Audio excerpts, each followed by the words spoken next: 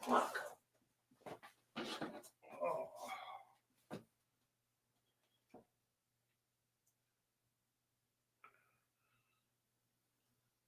You're not supposed to say no bad words. Beginning of the video. You're not supposed to drop your phone either in the beginning of the video. My apologies, YouTube gods. That's because, you know what? That's because I'm all disheveled. I'm not even following my routine. That's like a blooper that can't unblooper now.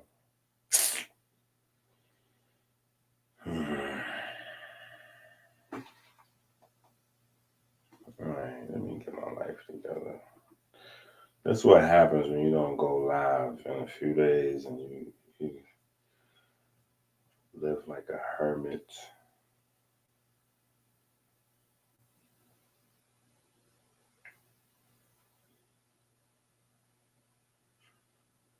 Come on, Myron, save me.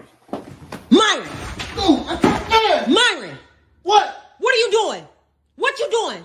What you talking about? What am I doing? You reading them nasty books again, right, Myron? Everybody read no nasty books, man. You scared the hell out of me. What you talking about, man? Well, I ain't did that in about 2 weeks. You called yesterday too. What you reading? What you reading? You scared the goddamn book, man. Dr. Inky. I went on Amazon and got 3 Dr. Inky books because I'm reading about melatonin and biochemistry. Biochemistry. What is, Myron, that's not even first of all, it's not melatonin and whatever it is that you just said. It's melanin and biochemistry. You can't even pronounce the word, so how you reading?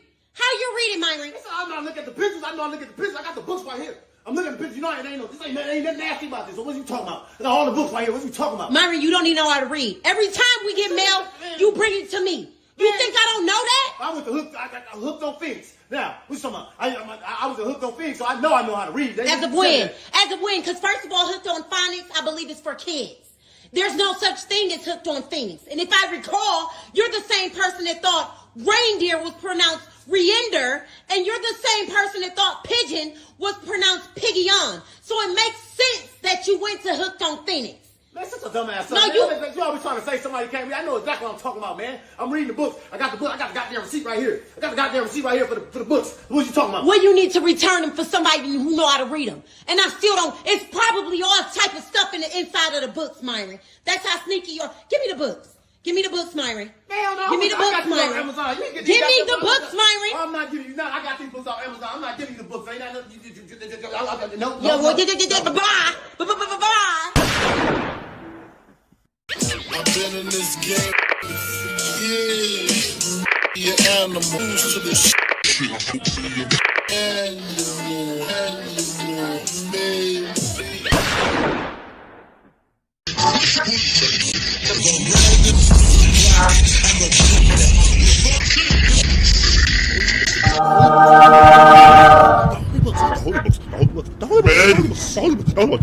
The gods have blessed us.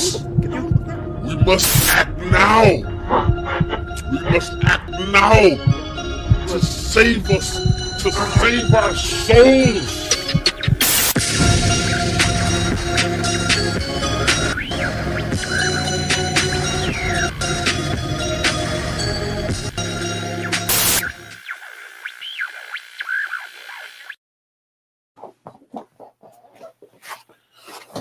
All right, so we back in the game. We're back in the game.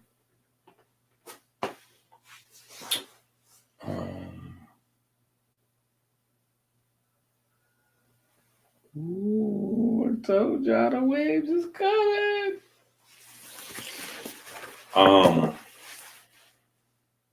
The waves is coming.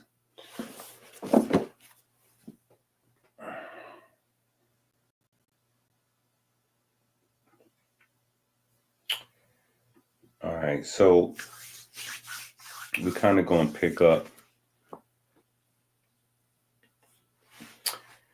We're kind of going to pick up where we left off.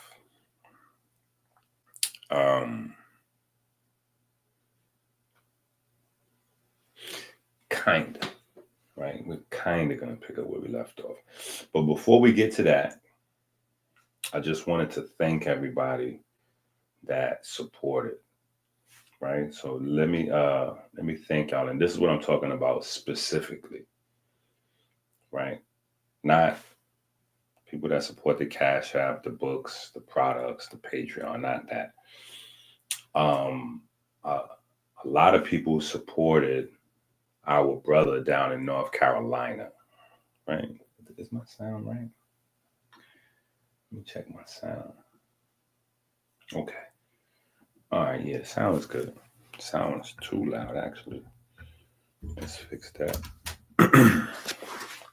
But yeah, I wanted to thank y'all. Peace to the family. This is Abdul Ali, candidate for U.S. House District 12 here in Charlotte, North Carolina. So, he didn't win. He didn't win the seat, but he won the election, right? Now, how do you not win the seat, but you win the election? Well, he was running in a district where it was like his goal was to get like 30 or 40,000 votes. He wound up getting 100,000 votes.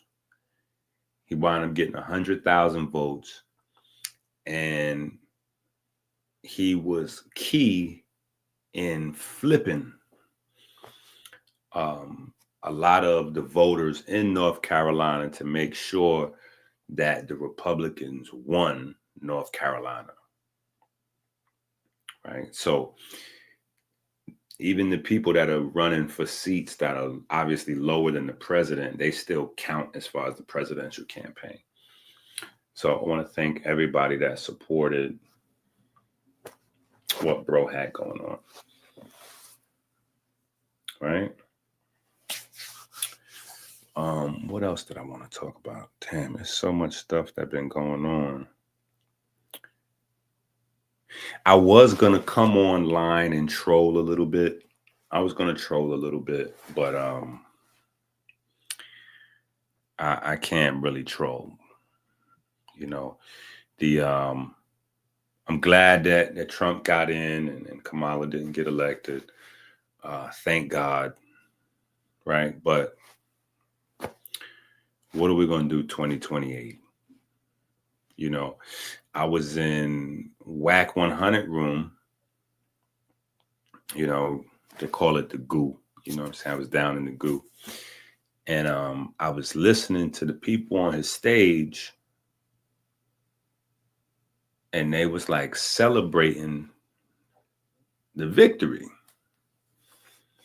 They were celebrating the victory, right? And these are people that had the privilege to be on WAC 100's stage and, you know, argue and debate with some of these people, Trump, Kamala, and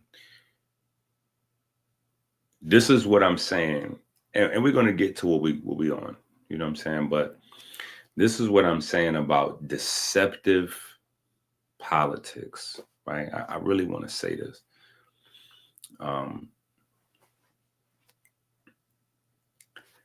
While having the debates, nobody brought up like everybody kept this, like there was a big Democratic secret. Now, some people knew the secret, but I'm saying the Democrats never vocalized it.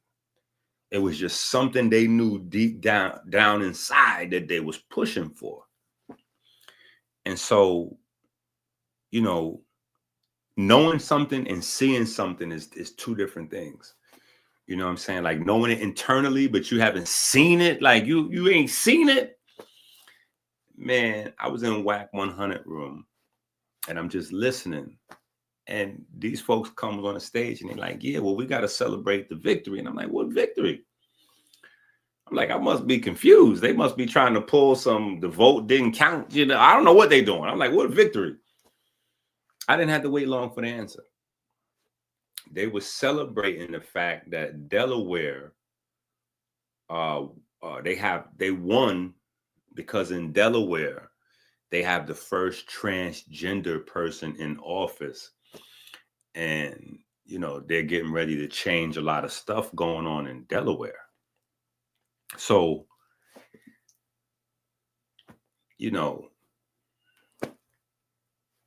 I don't feel like we control, the job. The job isn't done. We got Trump in for 4 years.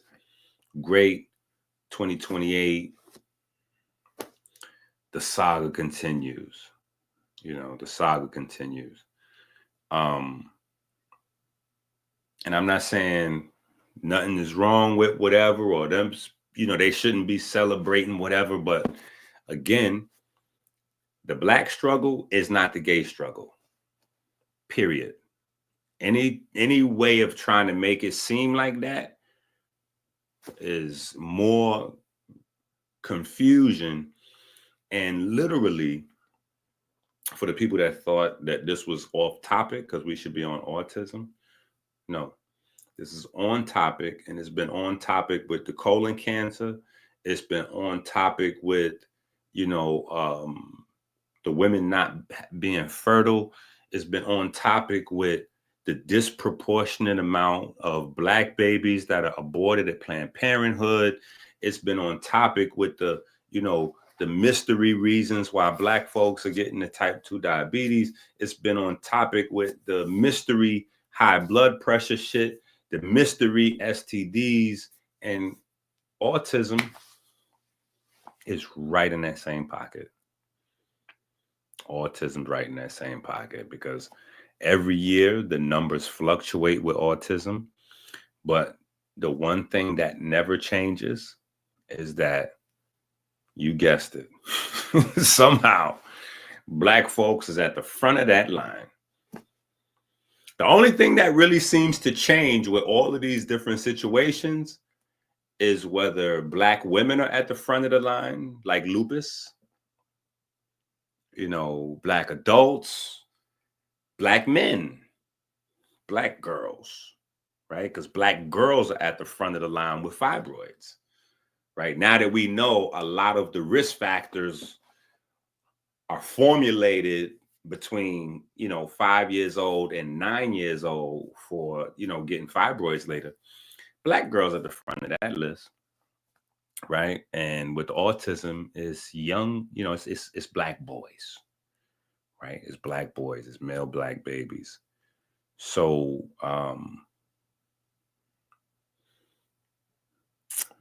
for me, it's all, it's all the same thing. This is what the Black struggle looks like in 2024. In 2024, we don't have to worry about German shepherds. Even though I kind of did get chased by some dogs this morning. This was a wild day. That's why I guess my day is, you wake up on the wrong side of the bed, stuff just get crazy. I definitely got chased by dogs this morning. But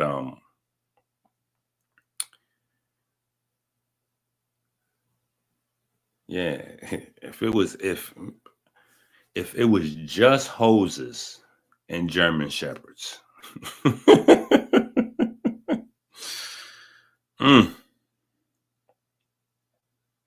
If it was just hoses and German shepherds, we would be straight.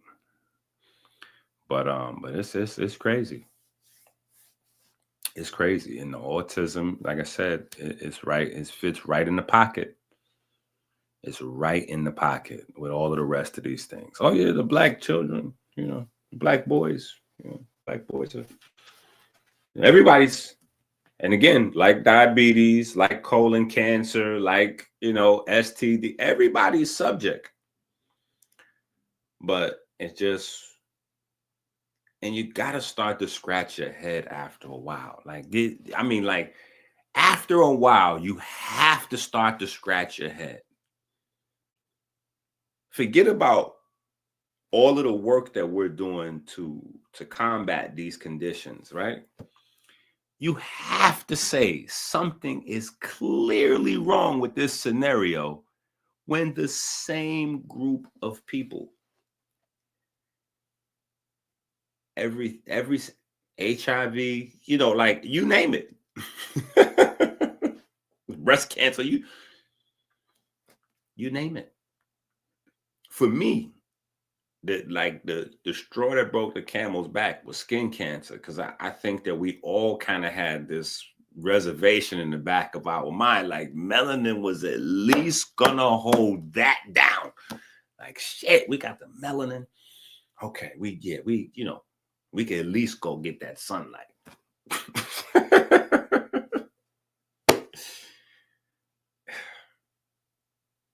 We're the least likely to get skin cancer, right? But we're the most likely to die from it once we do get it.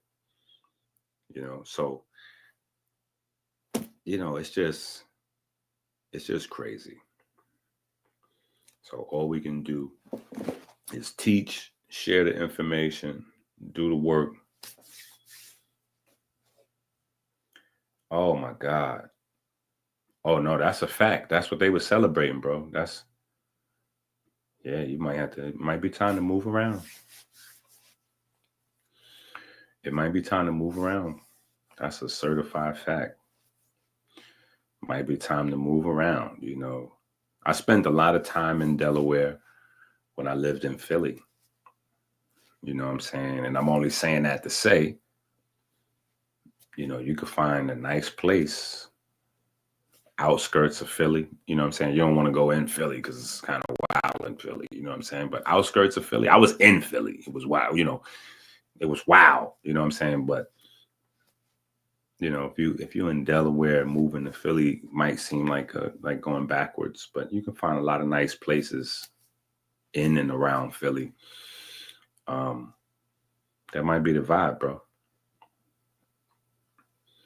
That might be the vibe. I'm not a Muslim, but Philly is a heavy Muslim place, so they have certain principles and certain things that certain ways of viewing things. You got to remember, Delaware is Biden's place, right? And you got to remember, the same way Clive Davis and Andre Harrell got Puffy, the DuPont family has Biden. You know what I'm saying?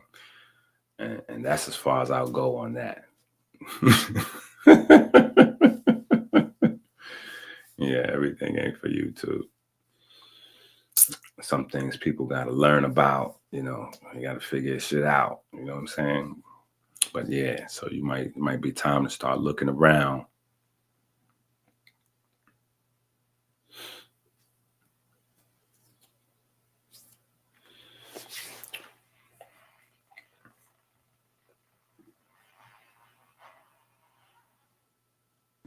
Myron!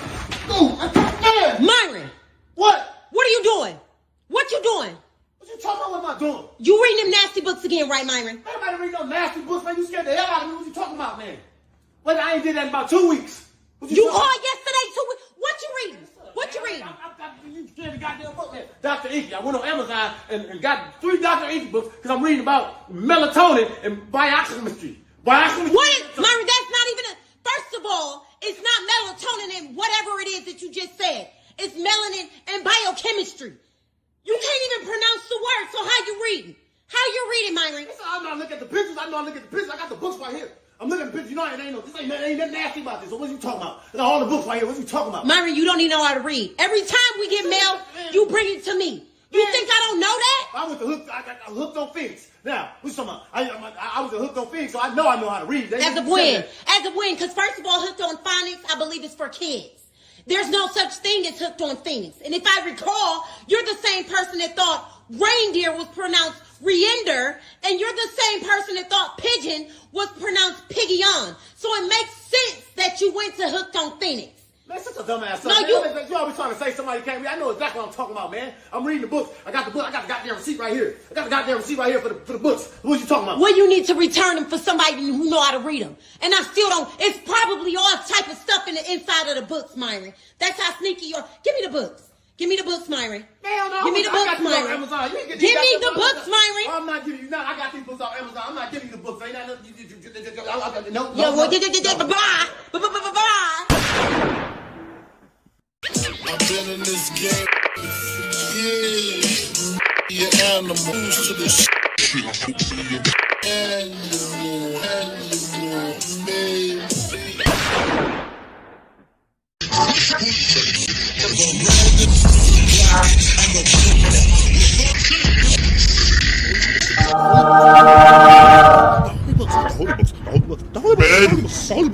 The gods have blessed us. We must act now. We must act now to save us, to save our souls.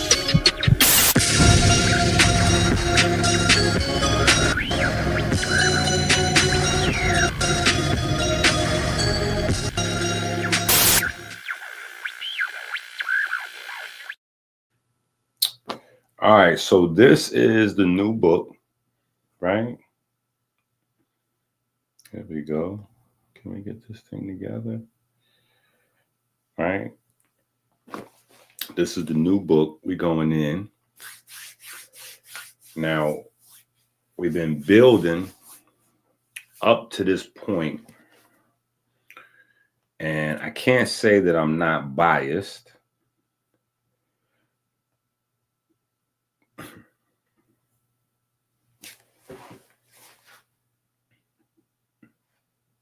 Yo, what's crazy is I'm almost certain that they ain't sending out the notifications. Yeah,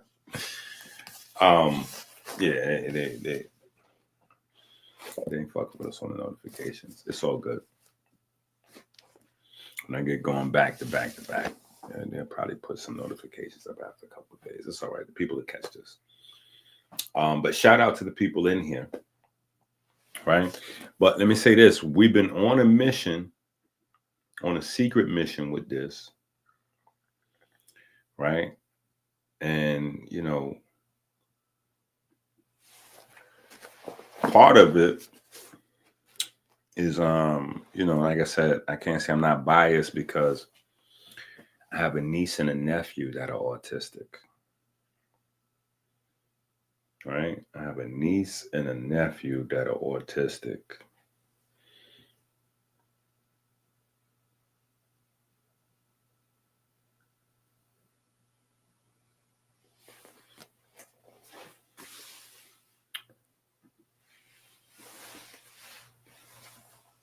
And, you know, so that's, you know, I have personal motivation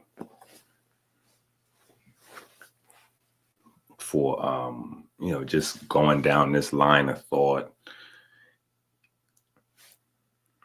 and trying to really get to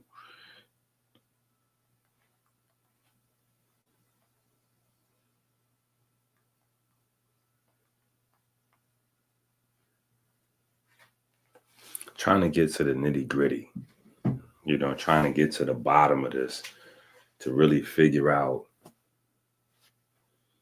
what's going on, you know.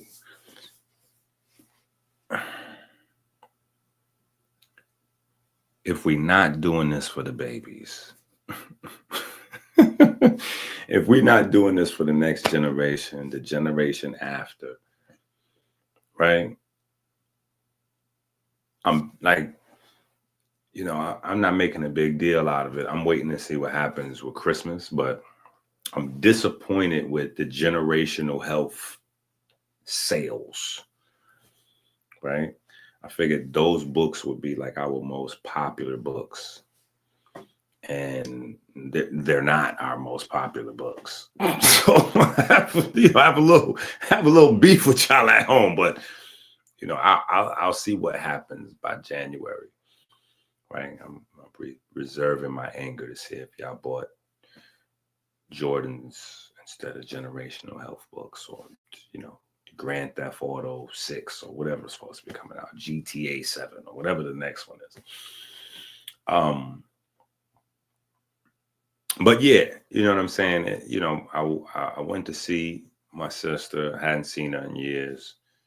So I go to see my sister, and this is some years ago, right? Because we almost 2025 now. So, but I go to see my sister, and I meet the children for the first time, and children just say, like what comes to mind. They don't really have full filters yet.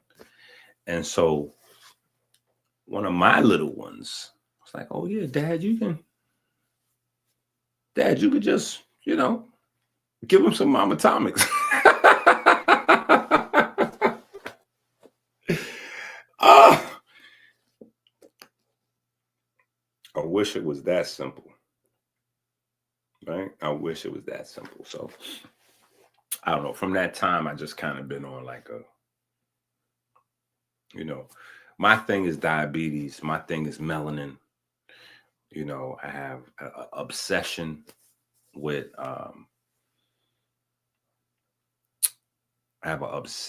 understanding all of the layers of heart function, right? So that drives, I'm really into that.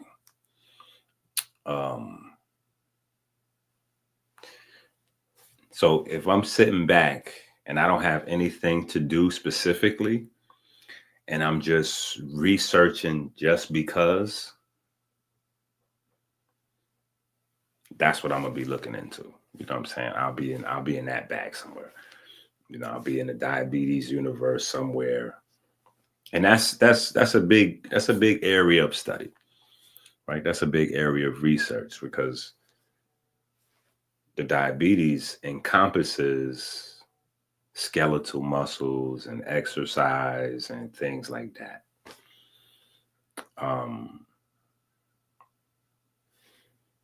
Diet, there's a lot of things that's associated with diabetes that I clump together in my mind as, okay, well, this is all diabetes information.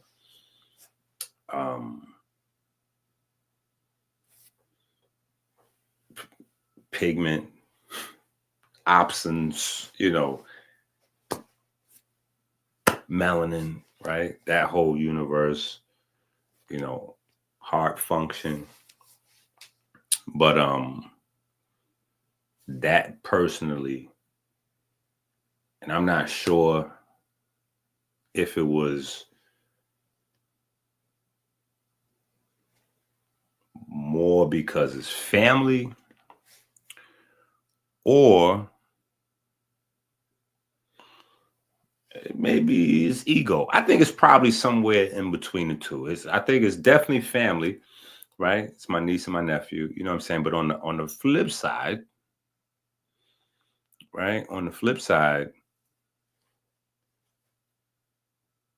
it was a little ego, you know what I'm saying? Because Aubrey was like, throw Aubrey on blast.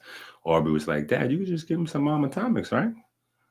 Now, she didn't say it, like in front of, she waited, it was good how she, she waited till we was, she was like, Dad, why don't you just, you just give him some mama atomics, right? And I was like, give me a minute. Let me work. Let me figure this out. Let me figure this out. Because I had a lot of preconceived notions. And when something is distant from you, you're not really, like we had some stuff that for people hitting us up, we had some great success in terms of parents hitting me up like, yo, my child's autistic. What do you got? What do you got that can help us out? Right? I'm like, oh, okay. Bop, bop, bop, bop, bop, bop, bop, bop, bop. Go. And it was, we had some, like I said, we had some great success with that. So I didn't really have a reason, to go any further than that. Like, what I'm saying? If it's research just to be able to help people, we had already done that. Here, you know, take these out of the diet, watch out for these, you know, focusing on this, you know, and you know, obviously stick with your doctor and whatever you got going on, but this is how you accentuate what your current therapies are and blah, blah, blah. Now, in case y'all don't know, let me just give y'all the up-to-date information in terms of the official line on autism so that we understand exactly how Black autism actually is, right?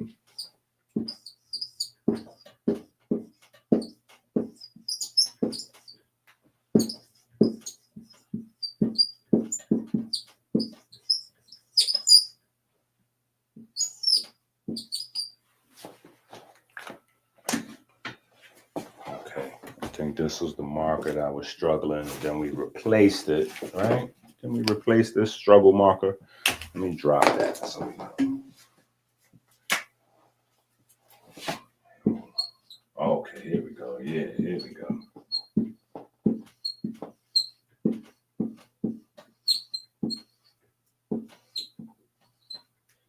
All right, now the book is on Amazon right now.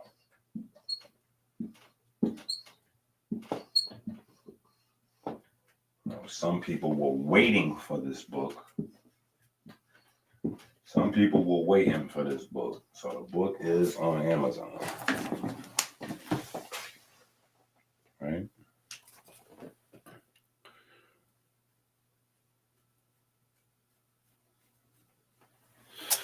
The book is on Amazon now, right? But this is the official line, right? And it just so happens that almost all of the diseases that Black people are most associated with have this is the same program every time. Every time, this is the program.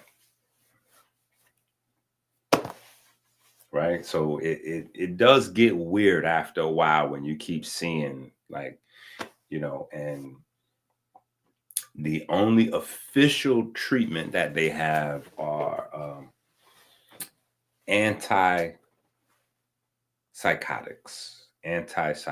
drugs. So what does this mean? Right? What does this mean?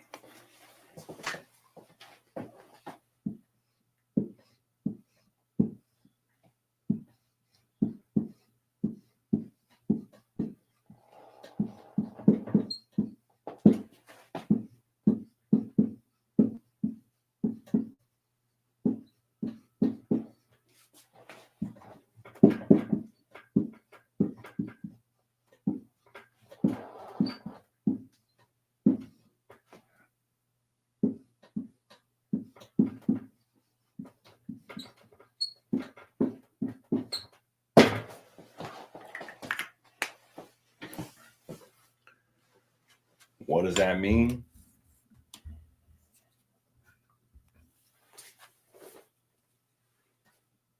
No known cause or cure.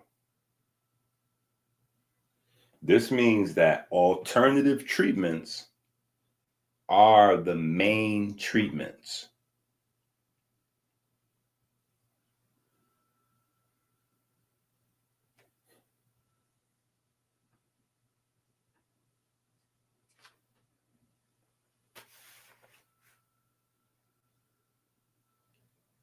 Right? Alternative treatments are the main treatments.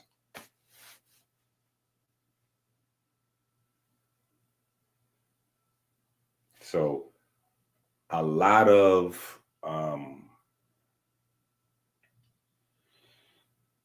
parents in these situations, you know,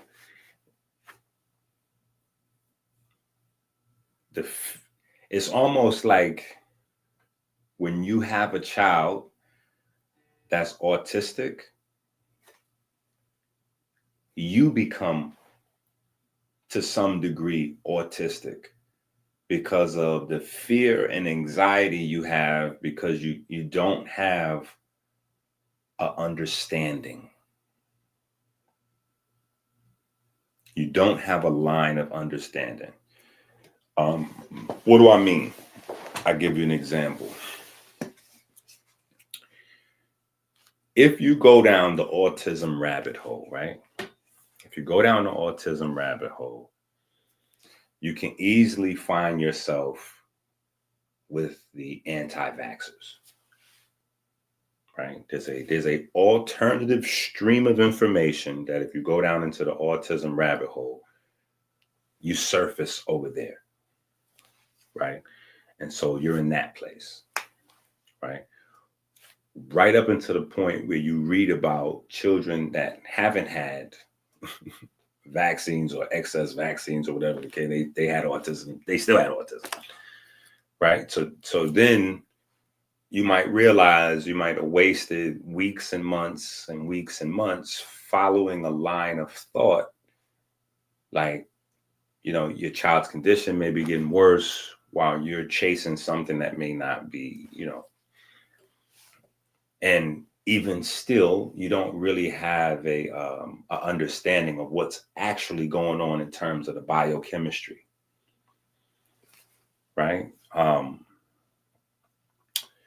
There's another line of thought. You jump in, you go down the rabbit hole, and they say, "Oh, processed meat, right? Processed meat increases statistical risk factor, blah, blah, blah, blah, blah, blah, blah."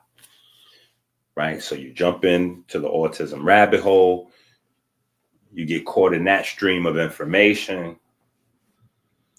Before you know it, you're doing Beyond Burgers and almond milk, and your child's not getting any better. There's no improvement, right? Because that's what you're looking for. You're looking for levels of improvement.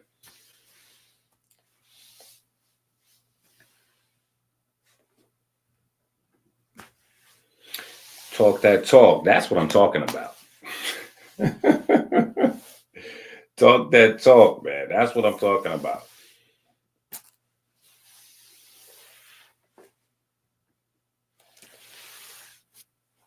It's a stream of information, right? You can't discount the experiences, right? But that doesn't solve the picture. Nor does it actually tell people how to help or reverse or fight or fix or, right? So you got that community. You got, now I'm gonna be honest, this is not an anti-vaxxer book or class. That's not, that we didn't go that direction. Like, that's not, because the biochemistry is a lot deeper than that. It's a lot deeper than that. But like I said, you jump into the rabbit hole and you wind up in these places. You go into these pockets of information, and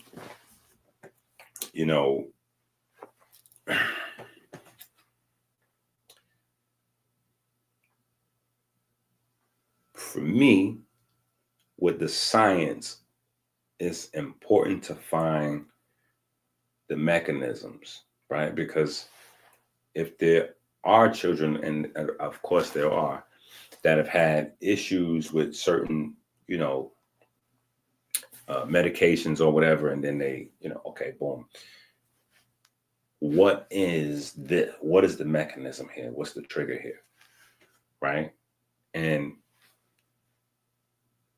if there's a trigger there, right?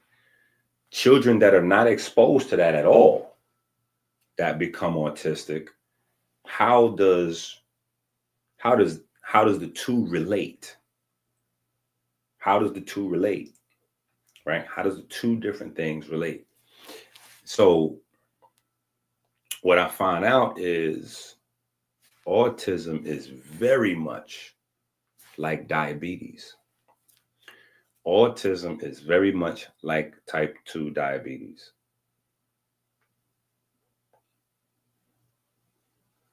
Right? What's the problem with type 2 diabetes? Right? Because, diabetes, we thought diabetes was sugar for a long time. Sugar. Oh, yeah. You sugar, you fat, you out of shape, diabetes. Simple. Not so simple. Because after a while, we find out that protein, you can be on all protein in the gym, working out like a maniac, muscular, buffed, athletic, diabetes. Now what? When the mold starts to be broken, right? When you get a mold and you try to hold fast to that mold, but you don't know the biochemistry associated with it. Soon as you start to get people outside of that paradigm, it breaks the mold, and then you don't know, you back to square one. Or maybe you have an idea of how to, advise or help folks with whatever they got going on. And maybe it works for 1 out of 4 people, which is great. You see 100 people, if you're able to help 25 parents with their children, to now these children that may not have been functioning, now they're high functioning, they in school getting, good grades, and, they mixing with other kids, and they having social experiences, and you the GOAT. You the GOAT. If you can save or change one life, you the GOAT, right? So you get 25 out of 100, you lit. You start to get 30 out of 100, 40 out of 50 out of 100, you lit. For me, even if I have 90 out of 100, I will not sleep because the other 10 will keep me awake. I'll be trying to figure out, but they don't fit. So this isn't right. We're close, but this ain't the full picture, right? And so then you find out that, wait, not only is autism like diabetes, because there's a lot of different things that can cause it, right? So there's autism rabbit holes that you jump down, and you come out the other side and then go diabetes, right? So if mom had diabetes, blah, blah, blah, blah, blah, blah, blah, right? There's rabbit holes of autism that you go down and you come out on the other side and they go, oh no, we got this licked. It's a microbiome problem. And so because you have the bad bacteria, right? And I'm going to be honest, you got a lot of parents out there that's spinning their wheels. They spinning their wheels. They're going to listen and follow somebody for 2 years about vegan, this and that. Then they over here following this person, microbiome, that.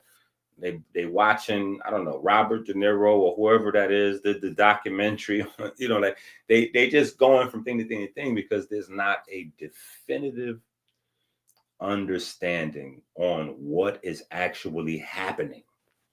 What is happening? Like, for instance, at least with diabetes, right? We can go, okay, well, there's a sugar metabolism problem. Even if we do that, you speak to people, you're going to have somebody go, oh yeah, well, we know it's a sugar metabolism problem, but the problem is rooted in not getting the insulin into the cell. So because the insulin's not getting into the cell, the GLUT4 molecule, and, we've got to resensitize the receptors, and, somebody else is going to say, well, it's muscular, this, and like, you're going to still get all of these different perspectives. And the problem is that almost every perspective is correct. It's not that the perspectives are incorrect. So it's not that somebody didn't have, or people are not getting injuries with vaccines and then becoming autistic. It's not that people that have never been exposed to vaccines, but their moms was overweight or eating processed this or that, right? Environmental toxin exposure. Like, it's not to say that's not it. You know, it's not to say that it's not microbiome issues. It's not to say that it's not, you know, any one of a dozen of these different rabbit holes that people will go down. The biggest problem is nobody's really spending any time sitting in the problem. And when I say sitting in it, I mean to grab that research, that whole body of research, and go, okay, so let's just say this is all that exists. What is the problem here? What's triggering? What is the triggering mechanism here? Right? Okay, cool. Now let's put all this research away. Boom. Let's just look at this and let's come up with a trigger and then a weapon against that trigger. And then let's move to the next body of information. What's going on over here with all this microbiome talk? Why do you have so many people that swear by it? Oh no, my child was autistic and we, microbiome, probiotic, prebiotic, blah, blah, blah, blah, blah. It took us 12 months. It took us 36 months. But hey, my child is high functioning and technically doesn't even qualify as autistic anymore. Great. What exactly did you do? Like, no, because probiotics, when you go get a probiotic, you're getting like 20 billion different strains of all kinds of stuff. And you got a zillion different ones in your body. So what exactly are you talking about? Right? What exact strain of bacteria can you link to autism? Right? Or the diabetes model, or there's even a model of autism where autism is actually linked to the jobs and the IQ level of the parents. Right? There's an autism model that says geniuses, literally. Right? It's like damn near calling it genius disease. Like, there's a line of research that's this is documented, this is a thing. This is well-respected, documented, scientific journal. Like, yeah. People that tend to be really, really good at science or math have a disproportionate amount of children that are autistic. At that point, I got to throw my hands in the air and go, what the hell is now? How do you resolve that? If you're a parent and your child is autistic, how do you resolve that? And then, of course, you have to say, wait a minute, let's not forget the other rabbit hole. You jump down the rabbit hole and, oh yeah, you do know the other thing is if you're Black. If you're Black, whatever the fuck, whatever the hell that means, right? So, over time, that's been like, I've had a bucket, that's been on my bucket list. And as we're talking about the muscles,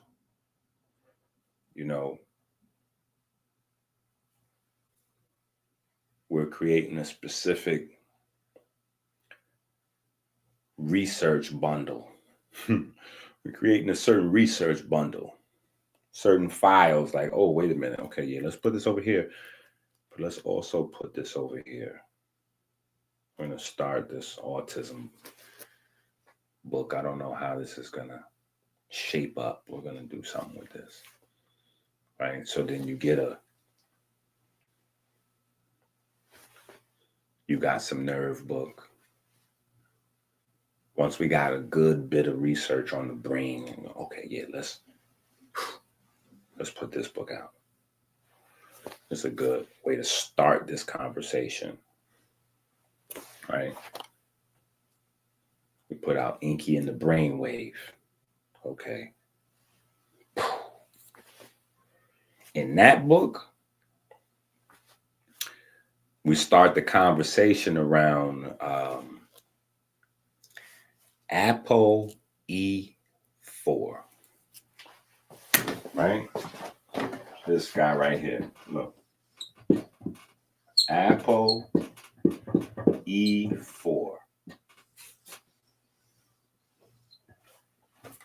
Right? Now that right there,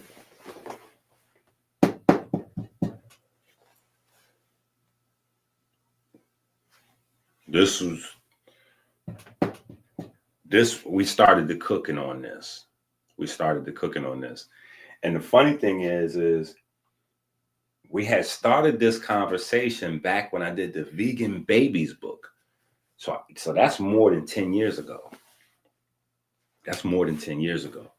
When I did the Vegan Babies book. That's approaching like the 13 to 15 years ago mark, right? We did the Vegan Babies book, you know, best practices for people always ask me that. What are you doing with your babies and blah, blah, blah, blah. So we did that in the Vegan Babies book. And in that book, I was like comparing these different genes to, you know, pigment sets and different ailments and certain different things, because Alzheimer's disease, right? So so just in case you know, so Alzheimer's disease, we got people just tuning in, they may not, but Alzheimer's disease is now affectionately mentioned as type 3 diabetes. Right, type 3 diabetes. So it's already part and parcel of what we're doing, right? And, you know, if y'all been listening to me for a while, we find out that Alzheimer's disease has like a 30 to 40 year incubation period, right? Alzheimer's disease starts literally in your 20s. It doesn't show up until you're 50 or 60 years old, but it starts in your 20s. Now, what most people don't know is that your brain is the last thing to finish developing in your body, right? Your brain doesn't finish developing until 25, right? Your brain doesn't finish developing until 25. And even then, your brain is still putty. You still need to continue to shape and mold and build your brain. It's just the autopilot, like God, like you're an adult at that point. And when I say adult, you just on your own, right? So up to 25, most of your brain development, you know, it's kind of, you know, God kind of got you. It's on autopilot. Post 25, you have to, you got it now. Here, take the keys to the car. You got to do this. So now 99.99999% of the people on earth do not even know that right there, that little nugget right there. At 25 years old, you got to take over. Your brain is going to stop. Your neurogenesis is going to stop if you don't practice abstract study every day, right? Your brain will stop growing. That's that. And every snack, every sugar, every recreational drug, every alcohol you drink, every puff you take, every loud, like all of those forbidden sounds, all of those things will begin to break down your neural networks and cause your brain to atrophy and shrink. Yeah.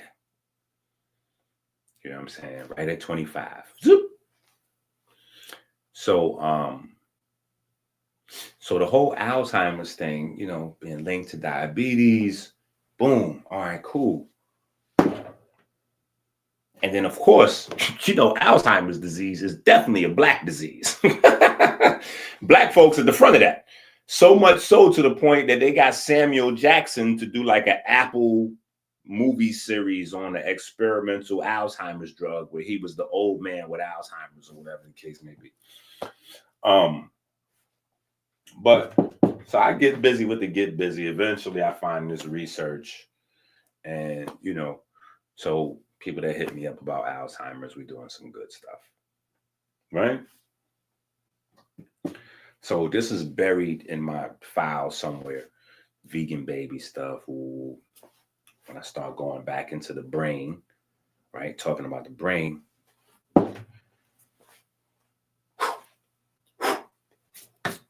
Dust this bad boy off.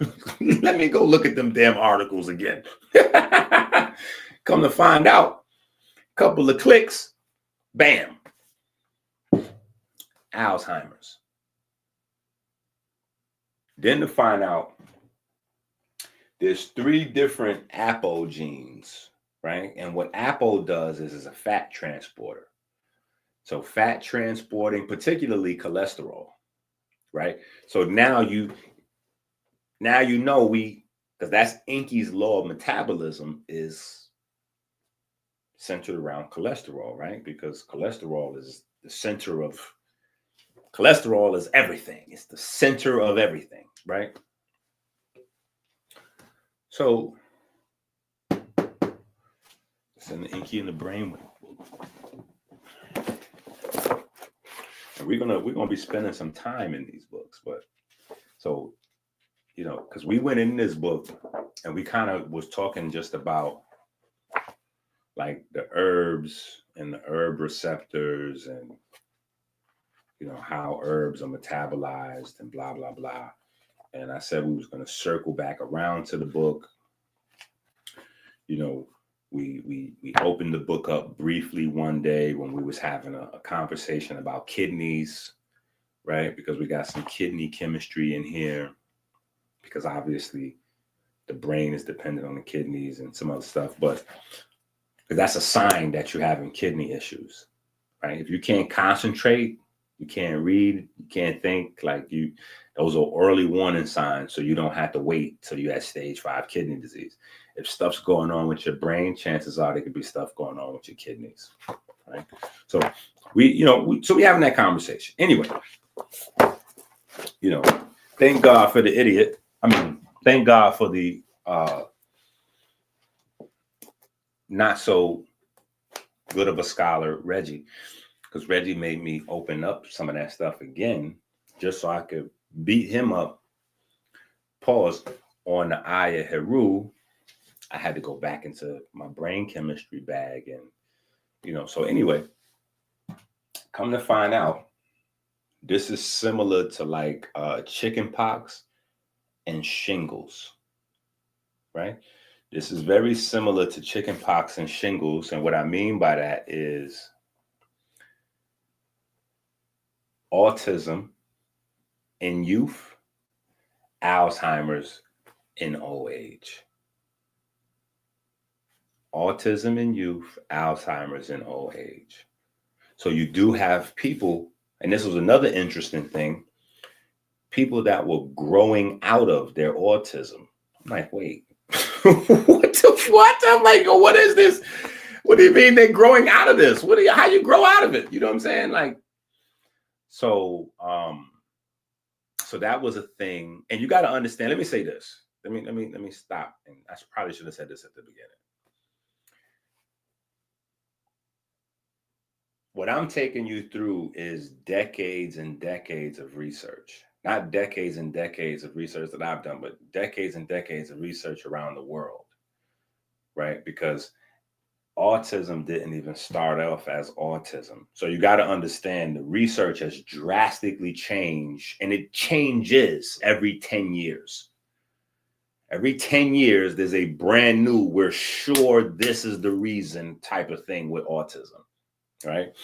But when autism first started, it wasn't even known as autism. When autism first started, it was labeled childhood schizophrenia. Right? So that's what autism was, childhood schizophrenia. And research. And they realized that schizophrenia is over here, Autism is over here, right? They kept on researching. Then they came up with Asperger's syndrome, right? Which is like a variant or a distant cousin of autism, right? Researching. Now what the current research is saying is that autism changes over time. Autism changes over time. So the symptoms that a person may experience, and that's where the whole spectrum thing comes in at, right? There are a spectrum of symptoms, and there's a spectrum of disability, to the point where, you know, as per the science, there's millions of people that are autistic, but they're so high functioning that they would never wind up somewhere looking for help as an autistic person, because they socialize, they work, they go to school, they handle their business, they, you know, they might even have kids already. Like they've never, you know, they got through, right? They got through. You know, there's a whole rabbit hole of information associated with brain waves, right? Brain waves and mirror neurons, right? Mirror neurons. Mirror neurons are the neurons that allow humans to learn, right? So we have specific neurons that allow us to learn at early ages, right? I mean, it's just so many different, there's research that says autism is caused by the inability to produce endorphins, right? So children that have autism, they don't produce endorphins, at least not in the way that normal people do, quote unquote normal people. So when normal people have social interactions, they produce endorphins, and those endorphins counter the fear and anxiety we would normally have in our social interactions. So we look forward to social interactions. You know what I'm saying? Thanks to social media has exposed that we're addicted to social interactions. In fact, every time we get a view, a like, a click, a share, dopamine is released. And this is how you can get people that are literally willing to, you know, fly across the country and stalk people and get beat up and taken to court, or get drunk and go to people's projects and cuss them out the window and get shot on the live stream. Like, what the hell are y'all doing? This is the internet. You know what I'm saying? Like, what are y'all doing? You know what I'm saying? Like, these are just buffed up, like, conference calls. Like, what are y'all doing? You know what I'm saying? Like, it's y'all, you know, but we're hardwired for social interaction, right? And so, again, I know y'all like, damn, Inky just named like 10 or 15 different. So now, if you're like me and you're not autistic, and if you're like me and you have children and your children are not autistic, guess what? You don't really have a reason to continue to go down any of these rabbit holes. You'll find the first thing. And when you find it, because like I said, all of these different things are true, because you can't, these are experiences, these things actually happen, right? So you can't take any of them off the table. And when you go into the research lines up, it's logical, it's supported by scientific data. The problem is, well, one of the problems is the model that we've been sold of symptom and disease and cause, right? So we're looking for a illness to have a cause, like a thing, that one thing that happens. Like you come in a room and you flip on a light switch and then the light comes on. We're looking for that light switch for every illness. So when we run into something like diabetes that has a bunch of different causes, well, science just tells us there's no cause, because they can use one thing to invalidate something else. Right? So if you have experience where, a child, like somebody popped in early in the chat, a child had and then from that situation, bam, they became non-vocal and autistic. That child's parents, that child's family, you can't tell them nothing. This is what this is. We know this for facts. Like we see we've seen this happen. So now when another group, they might not have been exposed to that at all. They didn't let their kids get that, but somehow the kids still came out autistic. You can't tell that family nothing, because they like, nah, we didn't even go that route, and woo woo woo. And then we use probiotics, and we cured our baby with yogurt. You know what I'm saying? Like,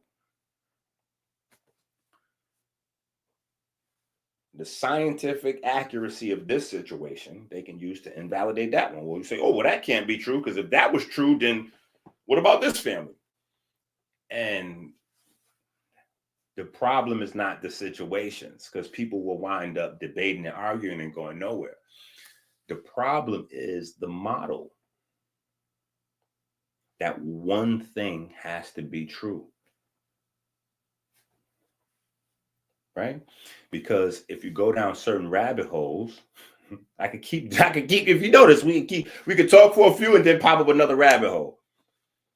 And if you stop at any one of these rabbit holes, open up another screen and type it, you'd be like, oh, wow, man, I didn't even know about, I didn't know about all that. It's facts.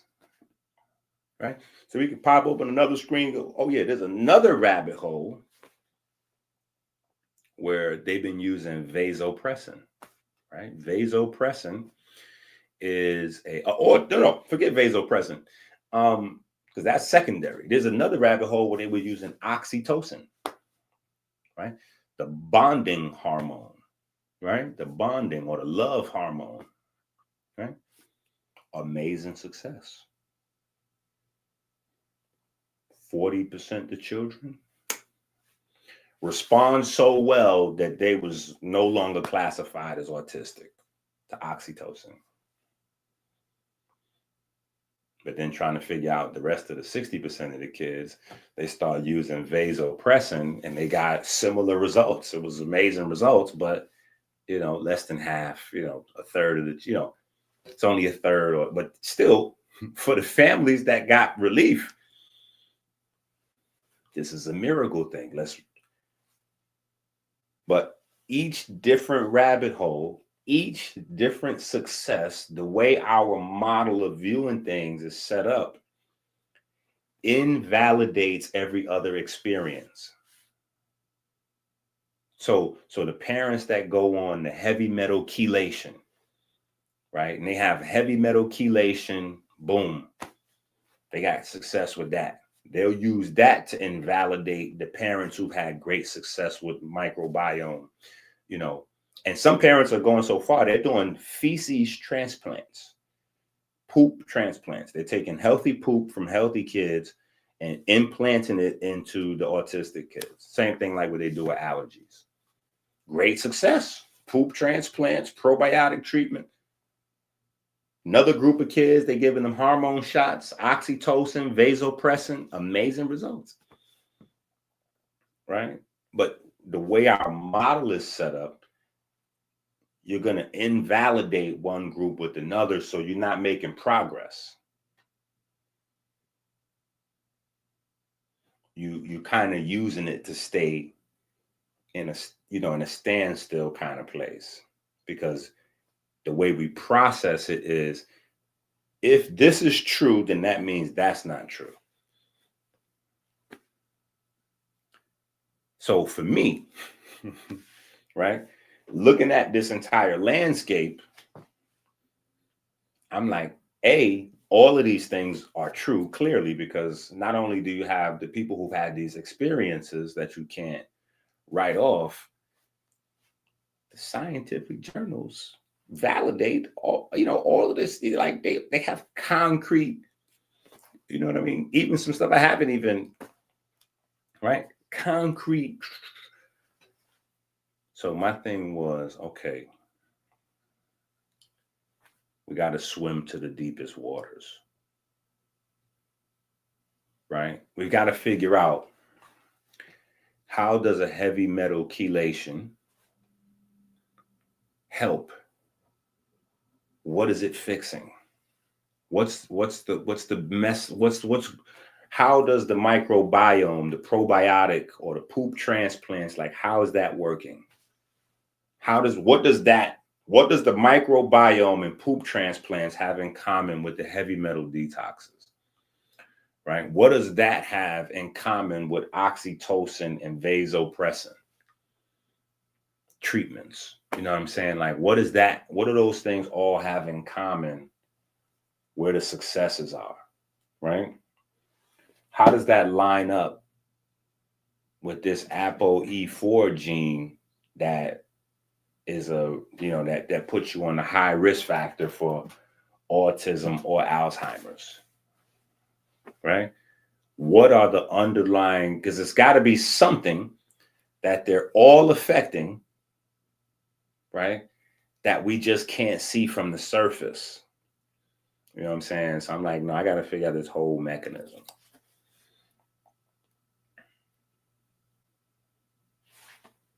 Man.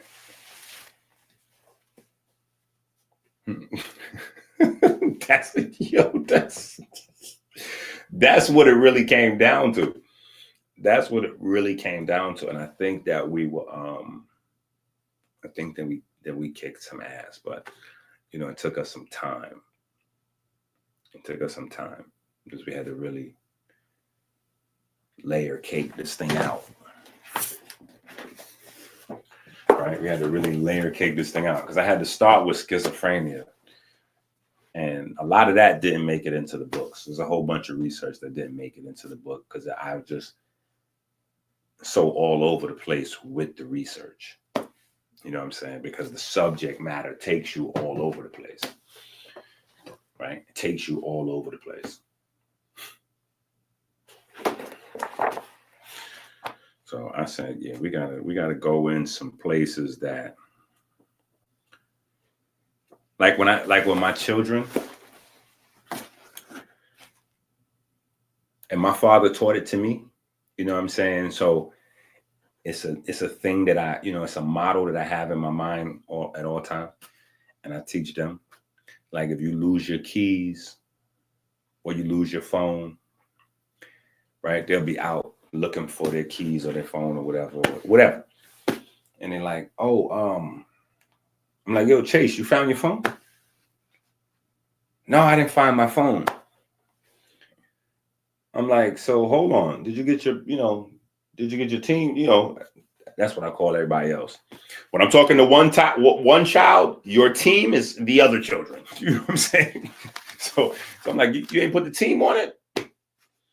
Yeah, but we didn't know, I don't know where my phone is. I'm like, well, did you look inside my office, or did you look inside the bathroom, or did you look over here? No, Dad, I didn't look over there because, I know my phone is not in those places. I'm like, ho.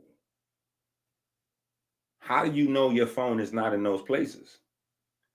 I just know that. Okay, well, let me ask you this. Where's your phone at then, smart ass? Since you know exactly where it isn't, you should know where it is. If you don't know where your phone is, then you don't know where it isn't. You can't have it both ways. And with that sort of thinking, people start finding stuff a lot sooner. Like, no, we're not gonna do it. We're just gonna go room by room, and we're going to look everywhere. Period. We're not going to have no, don't look over there because I'm sure it's not there. You're not sure it's not anywhere until you have it in your hand. Once you have it, then you know where it's not.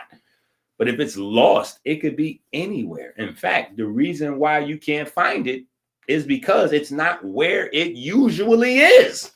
So if something is where it usually is, then it wouldn't be lost.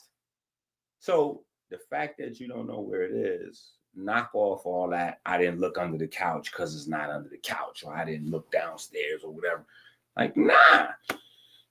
So that's the approach I take to the information, you know, with the research and you know, like people have that other approach. They go like, well, you know, this is diabetes. So, you know, there's no reason to look at neurochemistry. Like, I found the whole program right there.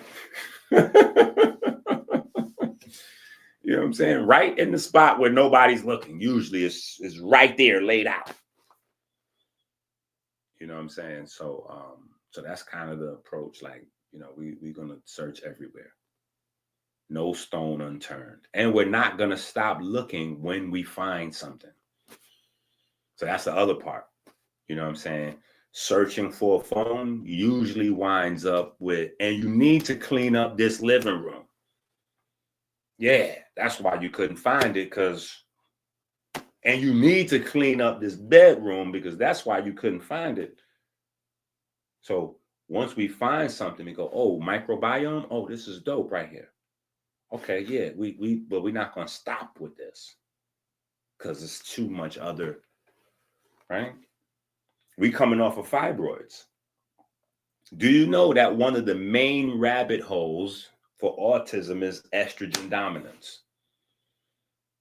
So there's a whole rabbit hole of autism that supports the idea that estrogen dominance is the cause of autism. So if a woman has estrogen dominance going on in her pregnancy, autism. And there's scientific papers and all that to back it up, blah, blah, blah, blah, blah.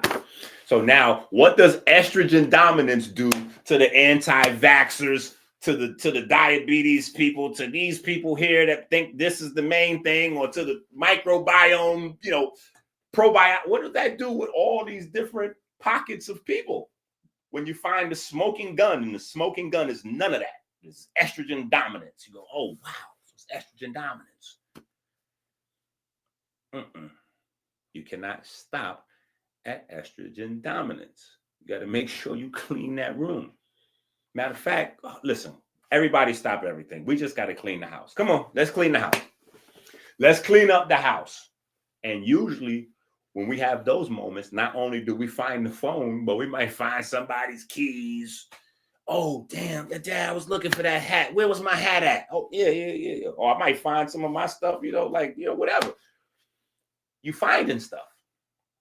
Man, I was looking for that damn book. Who was that? Who put my book? You know, nobody touched it. You can forget about that. You know, nobody in the house touched it. Whatever that thing is, nobody touched it. Who moved my phone? I ain't touching it. Who had my book? How did my clean shirt get into the dirty clothes? Like, what are y'all doing? Ain't nobody touched that. That's how your house go too. The thing is, we got to extrapolate that out. That's how the whole everything go. That's how I go with this. No known cause or cure. No known cause or cure.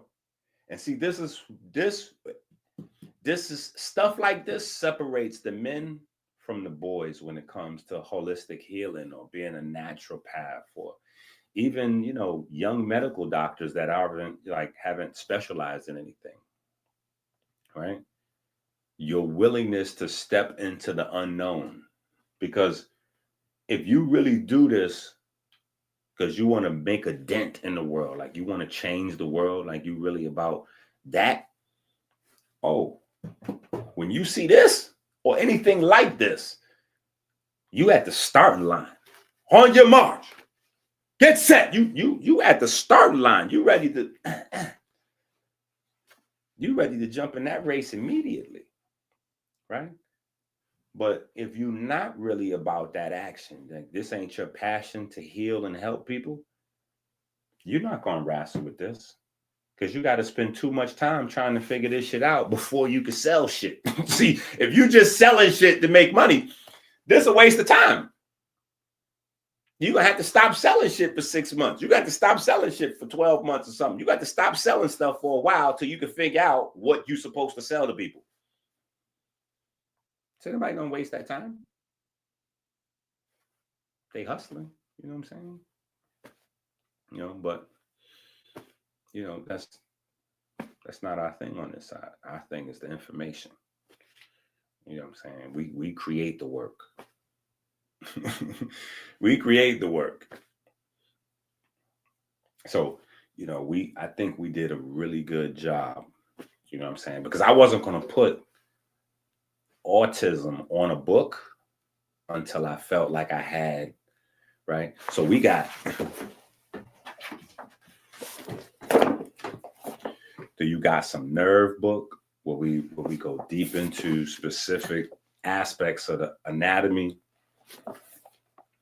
We got the If P Then Q book, which is where we go into anatomy, but more in the functional side, like how everything's supposed to work and how it works together, right? How thoughts, how social interactions, because the etymology of autism is being self-absorbed, right? That's where the term comes from, self-absorbed, right? So this is almost completely focused in on social interactions, right? But, you know, even in that pocket, you have other people that aren't interested in this being solved because this creates a pool of victims. A pool of victims. When they did the studies on how many autistic children like get beat up, you know, like there's bullied, but then there's what happens to autistic children. It's another level because autistic children, you know, in some cases, they just withdraw. So no matter how much pain and how much torture you put them through, they just further withdraw. They're not going to respond, right? The sexual abuse through the roof. So if you're a protector of children, you're supposed to be on this because this is probably the most vulnerable population of children that we have, right? And we've all seen the popular YouTuber, right? We've all seen it, and we've looked at him, and we've like, yeah, there's trauma from being abused, and you blaming the rapper, whoop, whoop, whoop, and that's cool, but there's something else going on with you there, right? Because the other thing is, this is not just one way. So yeah, you got people that can't function, they don't speak, they don't interact at all the way up to people you'd never guess because you see them in sports or on TV or whatever the case may be that are considered to be really high functioning autistic people, right? These are your people that'll be like, yo, I don't really party because I don't like crowds. Chances are that person may have some autistic traits, or you may be catching them in their superstardom as an adult, but you don't know what they look like when they was 3 or 5, how much energy their parents had to pour into them to get them to be, you know, high functioning at, you know. And so, you know, that movie Rain Man was, till to this date, that's probably the best movie you have on autism, because it showed how there's there's nothing really wrong with an autistic person's brain at all. It's like, I ain't gonna say nothing's wrong with their brain at all. Let me take that back. Their brain functions. It just doesn't function like everybody else's, right? And there's gifts to that. My man was crazy with the numbers, right? He was crazy with the numbers, counting cards, going, yeah. But social interaction, forget about it, right? So, wide spectrum, right? So again, no cause or cure. So we took the approach to explore all of these different avenues of research and thought as meticulous as we could, and then get to I'm not going to say necessarily genetic stuff, but to get all the way down to the nitty gritty in terms of like, because genetic stuff,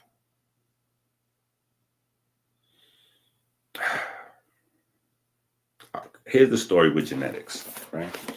Here's the story with genetics. Let me tell you the story with genetics.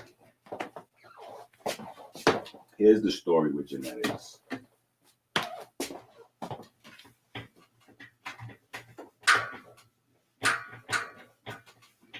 Here's the real deal with genetics.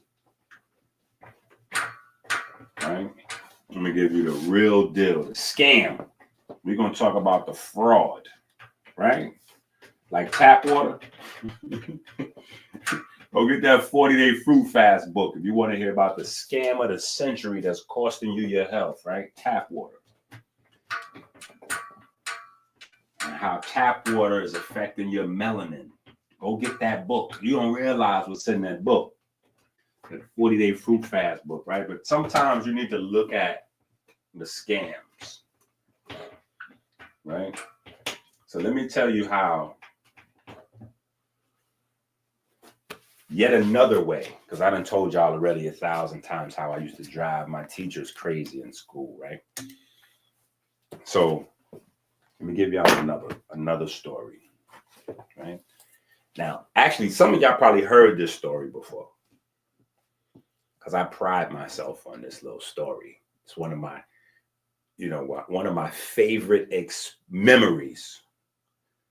One of my favorite experiences in elementary school, right?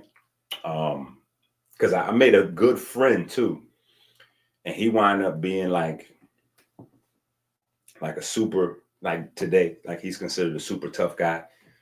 I did 22 years in prison, blah, blah, blah, blah, blah.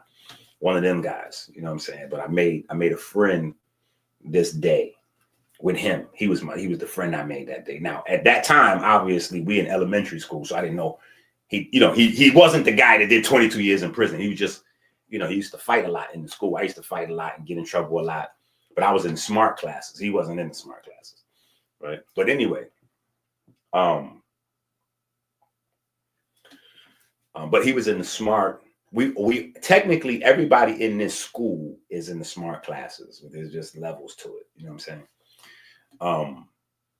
And once you get in too much trouble, they'll put you out, right? But anyway, this day, we in science class, and we talking about the universe, right? We're talking about the universe, and I don't know how we got onto the conversation, but the conversation somehow became, we were talking about matter. So we're talking about chemistry and matter. And the teacher goes, 99% of the known universe is plasma.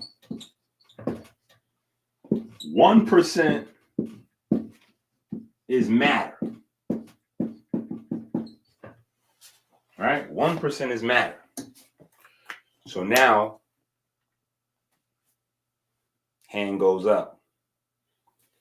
I'm like, hey, so why do we spend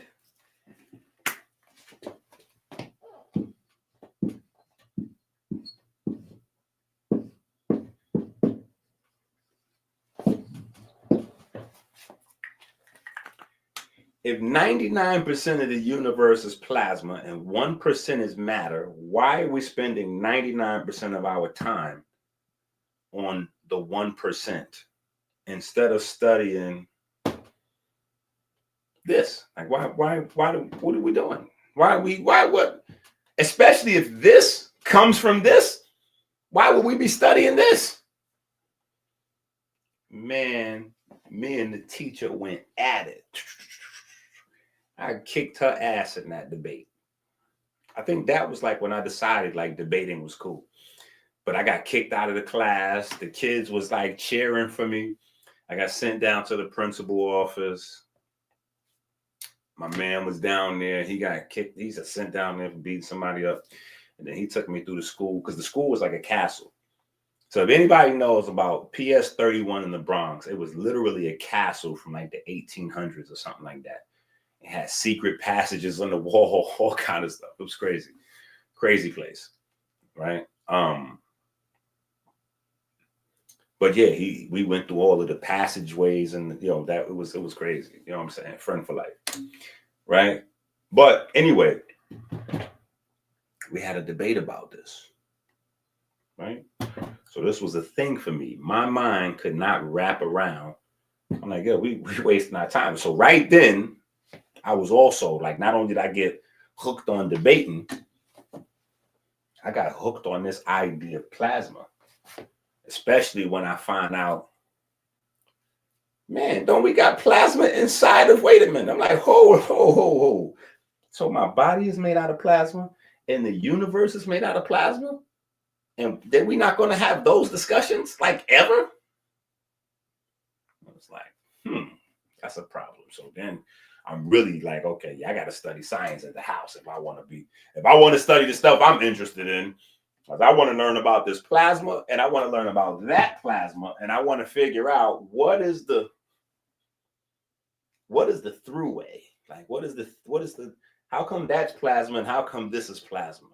You know what I'm saying? And if the sun is plasma and the stuff that my blood is made out of is plasma, how come I'm not burning up? Or how come the sun is not drying up? Like, what is the, right? So eventually, right, we got all those answers, right?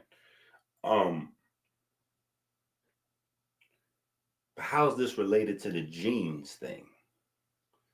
How is this related to the genes thing? Right? Well, when probiotics first rolled out, I was the first one to tell everybody that the probiotics thing was a scam. When everybody was big on probiotics, I was like, yo, y'all getting it twisted. They scamming you. And I started giving people the analogy about the volcano, and then they start getting it. They was like, oh, Ink, you're right. That makes total sense. And basically, if you never heard that conversation, what I was telling people is, if you have a probiotics problem in your body, right? If you have a microbiome issue, taking probiotics is not going to help. It's a waste. Like, what do you mean by that? I'm like, because these are cultures. It's a culture. So it's like the same as you having a volcano, right? And humans fall into the volcano, into the lava.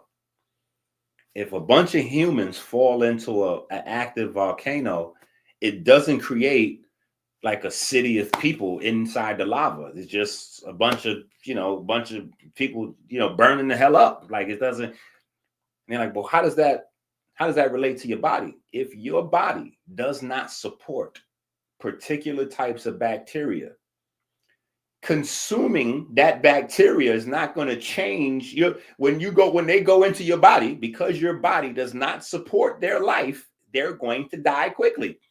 And you're either going to have to be locked in to constantly buying those probiotics forever, like a dope thing, or you're going to just have one or two choices.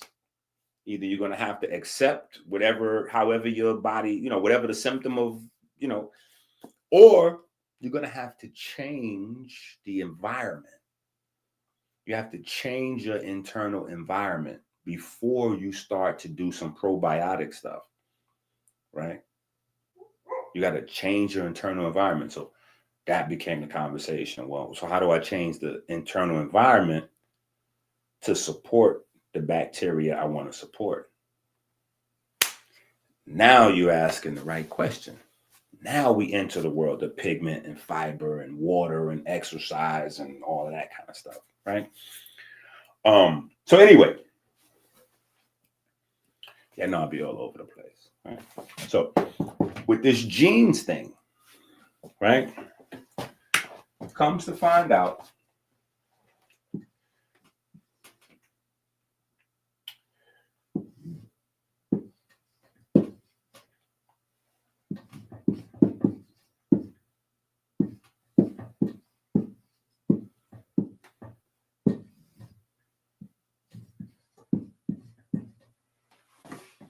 right? So here's the genes thing, right? Or the start of it, right?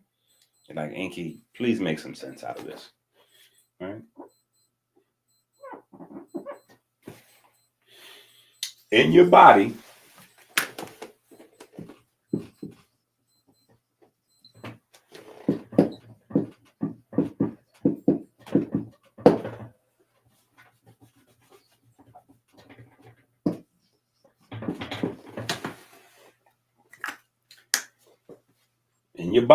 on average, you know, everybody's unique, slightly different, but on average, you have 30 trillion cells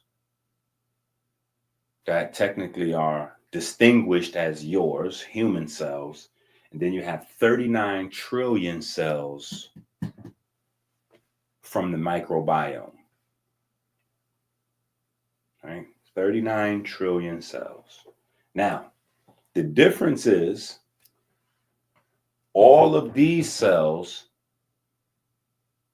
come from one blueprint. All of these cells come from one blueprint, right? So how many genes do you have? Somebody in the chat. Let me see who's awake. Come on, what time is it? It's 12 o'clock. It's lunchtime. You should be awake because you should be hungry. How many genes does a human have? Come on now, don't make me look bad. If y'all take too long, then that means y'all ain't learning nothing over here and y'all bullshitting this. Come on, don't make me look too bad. Now, how many genes do humans have? Let's go. Oh, this don't look good. Y'all niggas is struggling. Wake up. Y'all niggas is struggling, looking terrible. How many genes do humans have? That's close. At least you threw a number out there. That's close. That's close. That's at least a number on the board. Come on, where y'all at? I'm gonna respect that 15K, even though that's not it. But that's, come on now.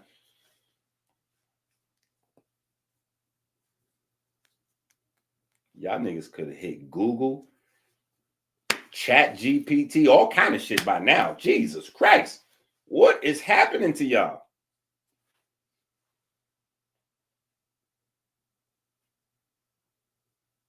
There we go.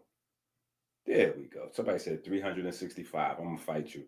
We do not have no 365 genes. I'm dead. No. Lauren had it, right? Lauren got it, right? Lauren got it, right? So over here, these 30 trillion cells come from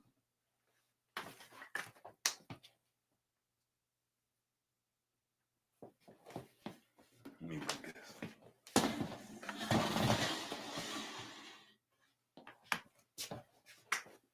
Right?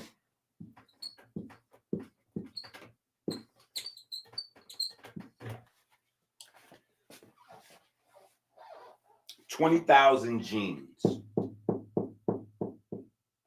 Right? 20,000 genes.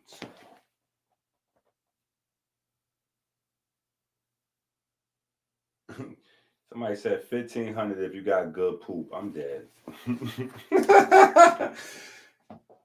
20,000 genes makes these. This is your nuclear DNA, right? Nuclear DNA.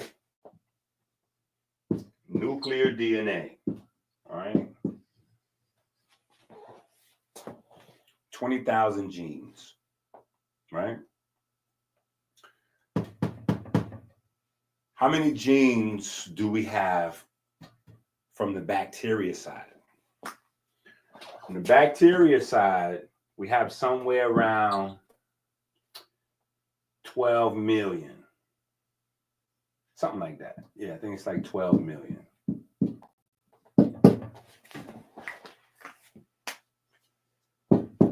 $12 million. Something like that. It's a crazy number.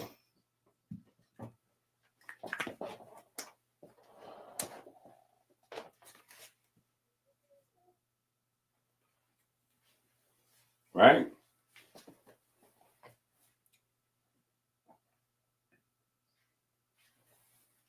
Think about this.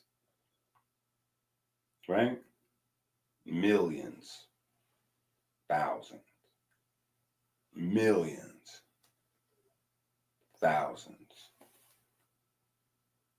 And this number obviously fluctuates because depending on your diet, your environment, whether you're white, black, German, Chinese, every factor of human that you know, fat, skinny, lupus, cancer person, healthy person, weed head, alcoholic, every single thing that makes you different shows up here. Everything that makes you different shows up here.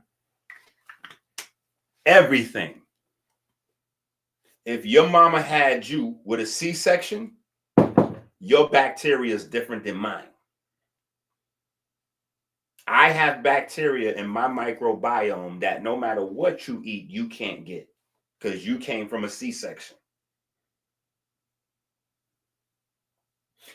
If your mama breastfed you versus somebody that only had powdered milk, that person that's breastfed is going to have bacteria in their microbiome that you cannot get no matter what. And that's where this becomes a real conversation. Now, he trolling, but this is real. This is real. Because they're doing poop transplants for this reason. They're doing poop transplants for this reason, but the poop transplants is super expensive. So don't think you're getting ready to just run out there with your, what is it? Blue Cross, Blue Shield, Medicaid. You're not just running to get no poop transplant. That's not. It's a thing. So everything shows up here. All kind of stuff shows up here. Right? So depending on your population of bacteria, you have anywhere from 2, 5, 10 million to 20, 30, 40 million different genes on the bacteria side. The average is about 12 million amongst everybody. Different genes, right? So, Doc, bring us back to some of y'all is good in math. Some of y'all good in math, so y'all already see what's happening, right? Some of y'all good in math, so y'all already see what's happening. Some of y'all already said, listen, Doc, you might as well just stop this right now because I already went to Amazon and ordered the book. Doc, I done already went to Amazon and I already got me a copy of that thing. I done already went and got me. I got all 4 of them books already, Doc.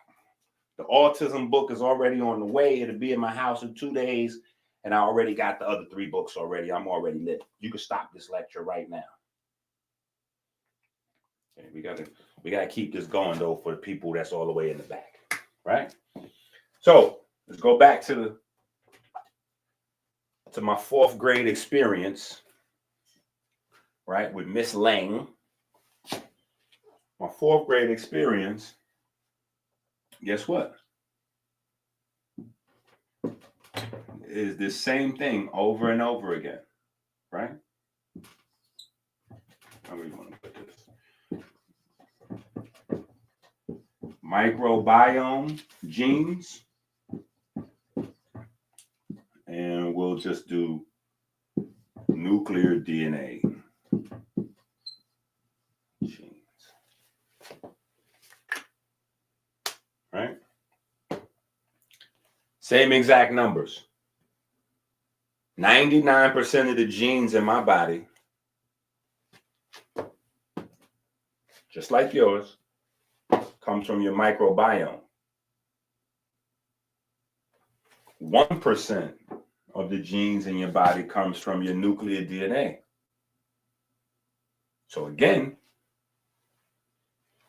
I was like, but I didn't have nobody to raise my hand. I'm an adult. It's the real world, right? You need to, So this is one of them subjects that eventually led my father to saying, listen, boy, if you out there and you looking for books and the books are not written, it's up to you to go and write those books. Because I read places to death. When I say I read places to death, meaning I went through every single book Strands had. Ran through Strands. If you know anything about Strands back in the days in New York, Strands was the biggest, most exclusive bookstore New York had. Even the upstairs, they had books that was $1,000, $5,000, $20,000. Like they got the rare books, and then they got the rare books, and then they got another floor where somebody got to come with a key with the elevator for you could go up to this next floor and unlock you into the room, and they watch you as you walk around and you look at the books that's in that room. And that room may only have 20 books in it or something like that, 15 books. It's a handful, and you can't touch nothing. You can look at them through the window unless you got X amount of dollars to buy one of them joints. You ain't getting ready to sneak read them, because I used to sneak read the hell out of books. What? I sit in there and read a book, go get me something to eat, come back, leave. I'll write down I'll come back the next day and keep reading. I'll come to your bookstore and spend 8 hours on Monday, 8 hours on Tuesday, 8 hours. I'll be in your bookstore the whole day, and I'll read a book in your store. I won't even have to buy it. And I'll be taking hella notes. So after 3 days, I don't even need to buy this. I already read this I got this. Whoop. But when you get to the rare books, they didn't let nobody finger fuck those books. There was no touching and playing up there. You couldn't walk around freely, none of that. You know what I'm saying? But I eventually went through everything in Strands that pertained to my interest, right? Before I got to Strands, I had already killed like Barnes and Nobles. That was like, then my dad put me on to the college campuses. So I started going down to like St. John's, grabbing up all the college textbooks, and you know what I'm saying? But yeah, so eventually I couldn't find books on certain stuff. And my pop's like, yeah, that's probably because they don't exist yet. So it's up to you to go write those books. So anyway, fast forward. I think we've wrote a book or two by now, right? Right? But same numbers. Now here's the trick. Because this got social ramifications, right? This has social ramifications, right? Here's the social ramifications and the disease, medicine, money, religion. Right here, this has such a powerful impact Like, unless you was raised with that effort in your system, chances are you'll fall victim to this way of thinking, right?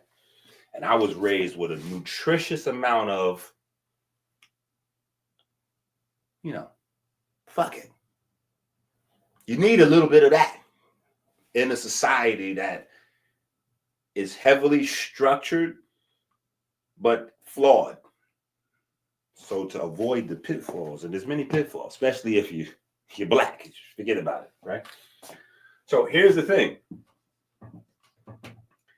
These are highly moldable. Highly moldable. I'm not even sure if we're making that word up, but that's what we're rolling with this. Moldable. All right? These cannot change.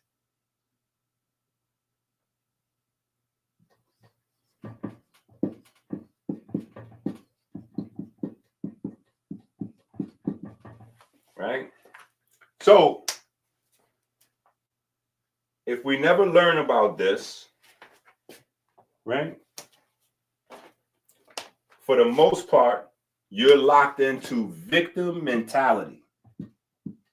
Right? You're a victim of your genes. See, that's why I'm saying, if you don't have the generational health books, you gotta go get those generational health books. Like, you had to have that. Like, everybody should be giving those away for Christmas. That should be the #1 Christmas gift. The generational health series of books. Right? Anyway, but you get the victim mentality from this, right? Because you inherited some genes and you can't change them. So that's that. You locked into this and that. That's that, right? So we don't learn nothing about this. None of this science even exists. This microbiome, which is 99% of your genes.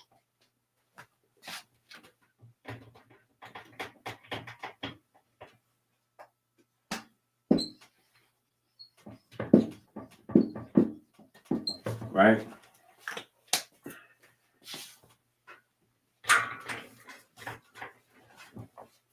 Victim, you locked in, right? And science goes like this. This doesn't exist. And science lives right here for maybe 100 years, right?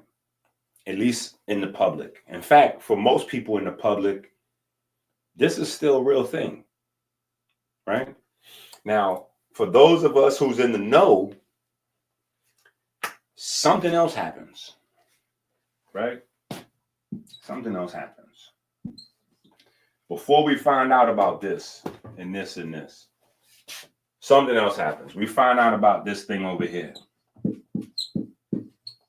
Epigenetics. Epigenetics, right? Epigenetics is lit. Epigenetics is lit because epigenetics came in, and epigenetics came in to fight basically this victim mentality. Because epigenetics was the first concrete science that told us we're not locked in here. You may have inherited some genes from your family, but guess what? You can actively control their expression, right? So we have a whole textbook on that. We have a whole textbook on that, right? How you can control epigenetic expression, right? And for me, I went so far, like I just, you know how some people, they go to the swimming pool and they put their toe in, and you got some people just, that's me. I dove into the epigenetics. I was like, oh my God, this is crazy down here. And I'm swimming in the epigenetics information, the whole universe. And I mess around and I'm swimming. I bump into something. You know, you can't see in the water good. It's blurry. So I'm like, oh, wait, let me swim up to the top with this. Let me grab this, whatever this is that just hit me in the head. Look at this. I said, what the hell is the Bible doing down in here? It's interesting. Because the Bible says some stuff in there. You go, wait a minute. The sins of the father or the sins of the mother, you know, 3 generations, 7 generations, something like that. And you go, wait a minute, hold on. That sounds exactly like this epigenetics thing over here. Right? So now, in hindsight, now that we know about this, a lot of what we thought was epigenetics are changes in the microbiome. Right? Epigenetics is still real. But now we got a bird's eye view. We get it. So epigenetics is basically controlling I don't want to write too much stuff down the bottom. But yeah, you got to use your ears. But epigenetics is basically controlling your genetic expression. And you can do that with exercise and you can do that with food. Right? So you can silence genes from expressing themselves. Right? Now, once I learned that was a cheat code to fighting viruses, because viruses are genes that want to express themselves. So you learn how to silence genes. You learn a whole nother system of antiviral attacks that doesn't present themselves forward. Right? Because it's not like eat this and it attacks that, or like it's a whole nother. But this now is a whole nother universe. This is a whole nother universe, because you literally get to add genes and subtract genes. It's not like this, where you carrying. You could silence them or amplify them. That's epigenetics. I can silence genes or amplify them, right? So when they first started the vitamin D conversations, that's what they was talking about. Vitamin D has a epigenetic effect. Vitamin D can amplify genetic expression. It can silence some genetic expression, right? But that's epigenetics. Silencing, amplifying. Up here, it's like you're going shopping for outfits. You're like, oh, I want that. Oh, hell yeah. Let me get that.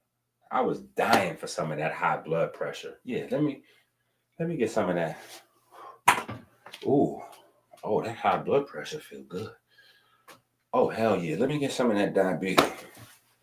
Yeah, let me get some of that diabetes. Oh my God, my thing ain't working no more. Oh yeah. That's what I need to do. Let me get some of them pills over there for this. Oh man, when you unconscious, obviously, you're making the wrong decisions. Wait, what did he just say? Yeah, when you're unconscious of this, you don't realize, right, that when you're going to drink the malt liquor, right, you're creating you're creating a population of bacteria that responds to that. So the first lesson I had, right, with the microbiome is cravings. Right? Cravings. Right? That was my first experience with it. Like when I was in high school trying to quit smoking cigarettes. And I realized it was easy for me to just stop smoking cigarettes. But, you know, like when you poop or after you eat, or like if you have some beer or some liquor or something, just out of nowhere. That should be overwhelming. You'd be like, cigarette now. So I was like, oh, okay. So some of this shit's situational, or what is this? Like, I'm trying to figure this out. You develop cravings based on your microbiome. So even when you heard, which some of you, I'm sure you've heard the saying of like, you got to do something for like 2 to 3 weeks before it's habit or whatever the case may be. When that translates to diet, it's because it's going to take you about a month to create a population based on whatever. So like when you switch over, say you eating whatever, right? When I say whatever, I mean pretty much anything. You just eat what tastes good or whatever. Smell good, you eat some. You ever had some before? You'll try some. Like, you don't have any rules to what you eat. You just eat anything. It sounds disrespectful, like when I say it like that. You just eat anything. But technically, that's how most of us come up. You go from eating what you can afford to eating whatever looks good, right? Because you're in poverty, you're limited to what you can eat by what you can afford to buy, right? Then from there, you might go into a situation where you got a job, or you're moving around, or you come into a few dollars or whatever. So now you like, oh man, I never had one of those. Let me get one of them things with the cream on it. Let me get, what is that called? Oh, that's a cannoli. Yeah, let me get one of them cannolis. And you eat that cannoli, and your brain and your ears and everything start to lighten up. You're like, holy shit! How much is a box of that? Give me a box of them things right there. Now you eating, you ain't got no. But after that release of dopamine, the release of endorphins in your brain from all of those different type of refined sugars and all that, now you got a food high. You done created a new addiction. That addiction is gonna drive you to make that a repetitive behavior. So now every day on your way to the gym, or your way to work, or you're on your way to school, you stopping to get that, right? When y'all see all of the murders that's happening with the babies in New York, notice they tell you that the hub is the Bronx, and the Bronx has become the most dangerous place and blah, blah, blah, blah, blah. No, it's been like that for some time. The crack epidemic was like a fake distraction. It's always been dope in the Bronx. It's always been crazy, right? But there was like a neutral place. And when I think back to it, it's got to be because everybody was addicted to sugar. But I used to leave my block, cut through Jackson Projects, and then cut through Melrose Projects to get to Cortlandt Avenue to walk to school. My school is right across the street from Patterson Projects and Mahaven Projects, right? I'm going to Clark 149 at the time, right? So we're taking Cortlandt, because on Cortlandt and like, what is that, 152nd? Like, yeah, I think it's like 152nd in Cortlandt. It's a bakery, and these niggas got 6 sugar donuts for $1. 6 donuts for $1. What? I used to go get them 6 donuts for $1 and sell the donuts in school for 25 cents. Yo, give me 25 cents. I'll give you a donut. Yo, give me a quarter. I'll give you a donut. Yeah. So I'm getting 2 donuts for free off this every $1. Yeah. So I'm telling you how this goes from experience, right? So now instead of walking down Morris Avenue, which would be much safer to walk down Morris Avenue and just go by Lincoln Hospital, cut through Patterson Projects right there. My grandma used to live in Patterson Projects. So, cut through Patterson Projects, no problem. No. We getting ready to go through. We're going to cut through Vietnam, Jackson Projects, Melrose Projects, Cortlandt Avenue, where it's always a fresh nigga getting shot on Cortlandt. at least back in the, what is this, the 90s, 80s, late 80s, early 90s, something like 90s, to get to these donuts. And I'm trying to sell a few of these joints so I could do this on the way back home too. Right? So you get the addiction to the sugar, to the colors, the chemicals in there, and now that's going to drive you to have repetitive behavior. Right? So now you done tasted this thing, you done got you a hit, now you need that. You itching and scratching for that thing. So now you done created the pattern after about 3 or 4 weeks. Now you've made it some other changes. You don't realize it. So that's the steps to addiction. Right? So you tasted the new thing you didn't know nothing about. Explosion of endorphins and opioids and dopamine in your brain. Now you want that again. Because that tasted crazy. Like, I gotta have that again. After 3 or 4 weeks of that, you've developed microbiome. You developed bacteria that are down there waiting for that. So now you got millions of them down there. They waiting. But they done got you on a schedule.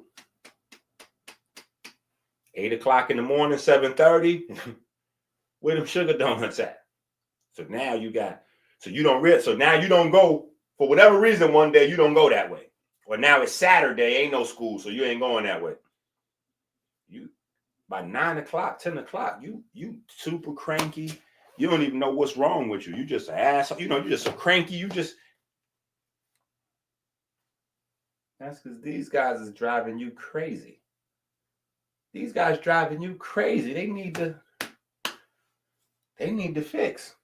They need their hit. They need them donuts. Yeah, they need that sugar. They need that whole whatever that is. So everything you're doing shows up here. Everything you're doing. Literally. You're building that temple every day. Right? No sounder tools, no hammers, right? Yeah, that temple. Yeah. Right? That temple. You're building that temple every day. Right? So you didn't know about this. You didn't know that you was a workman building this temple every single day with every single thing you do. If you smoke, if you drink, if you don't smoke and you drink, right? Every smoothie, every apple, every salad, every single everything, every steak, every veggie burger, every Wendy's, White Castle, every bag of chips, everything. Every now or later, every bubble gum, everything. You're changing this. Right? So that's the first part to having a healthy microbiome that they don't tell you is the bodybuilders figure this out though.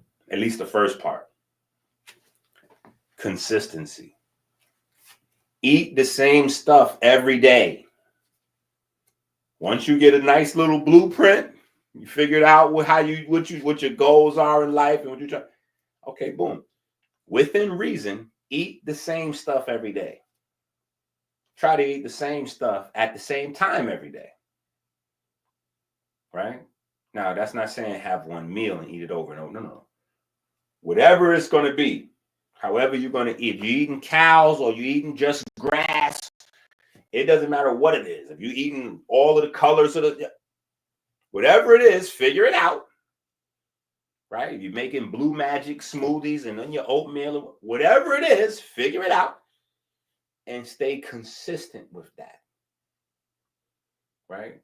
When you stay consistent with your eating habits, you stay consistent with your eating patterns, you stay consistent with 99% of your genes.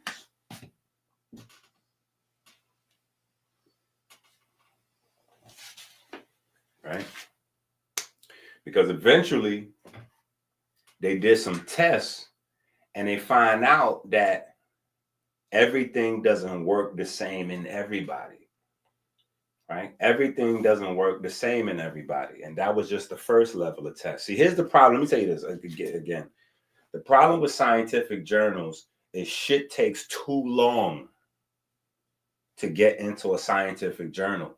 By the time an article comes out in a scientific journal, say an article comes out today, November 2024, that means they've been working on that information probably since 2014. And if they've been working on it from 2014, that means in 2014 they got grant money to start studying that, whatever that is, because they got to get grant money from somewhere. In order for you to qualify to get grant money, you have to have a time period of doing that research with no help, right? Because it got to create like a buzz, almost like in music. Like you got to create a buzz in order to get signed. That's kind of how research goes. You have to show a body of information that makes sense. Then B, you have to show that to somebody to see where they can make a benefit from it. Right. So if you got some research that goes, yeah, I done found out some crazy new stuff about hair follicles, whatever. Well, you would take that to a hair company or a makeup company or a barber company and see if you can get them or their executives to hit you with some grant to give you research for the next 5 or 10 years, whatever, and put you in a real facility where you could take that to another level, polish it. And once it's polished, you can then see if you can put that payola together to get you in a scientific journal, right? But the way the world functions is it doesn't exist till it's in the journal. And by then you might be dead. If it takes 20 to 30 years for new information to get into the scientific journal, well, shit. If we're talking about a childhood disease, a childhood illness, a childhood disability, your children then became grown and either decided to have children or not by then, right? Your child might have had a terrible life and decided not to have children because you was waiting for 30 years to get your hands on something that was available by other means, a lot sooner. Anyway, so they find out that different people's body digest stuff differently, right? So that means if I eat beans and I'm blasting out farts, right? That's because I haven't created a full population of bacteria that's going to break down those beans at every stage of my digestion. So something is escaping digestion and making me super gassy. But it's not because something's wrong with the beans. It's because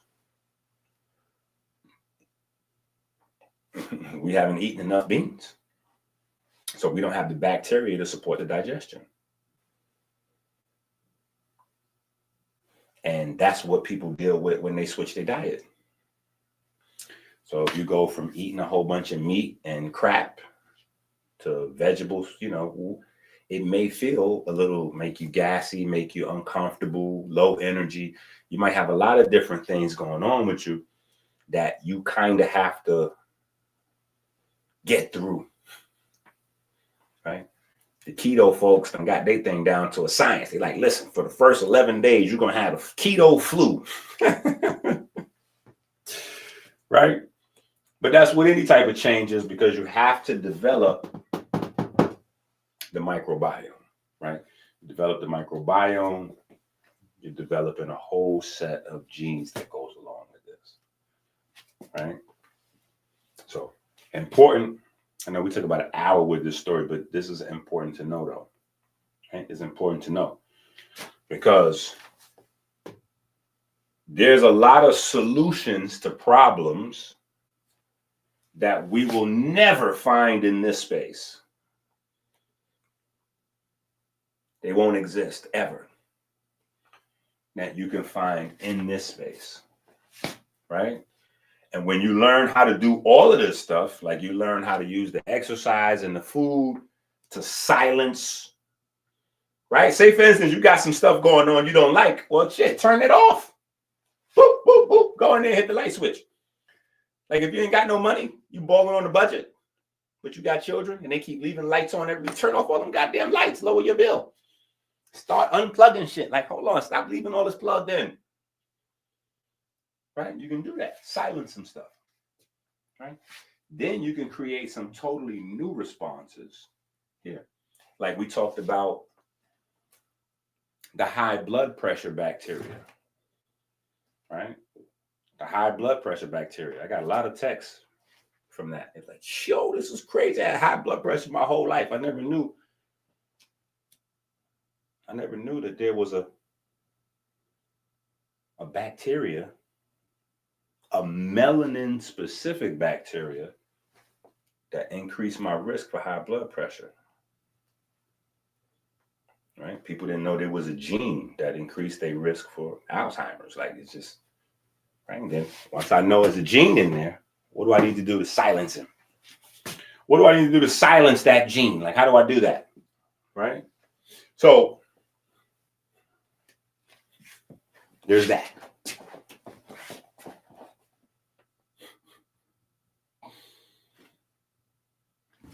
Myron! Hey, Myron! what? What are you doing? What you doing? What you talking about? What am I doing? You reading them nasty books again, right, Myron? Everybody read no nasty books, man. You scared the hell out of me. What you talking about, man? Wait, I ain't did that in about 2 weeks.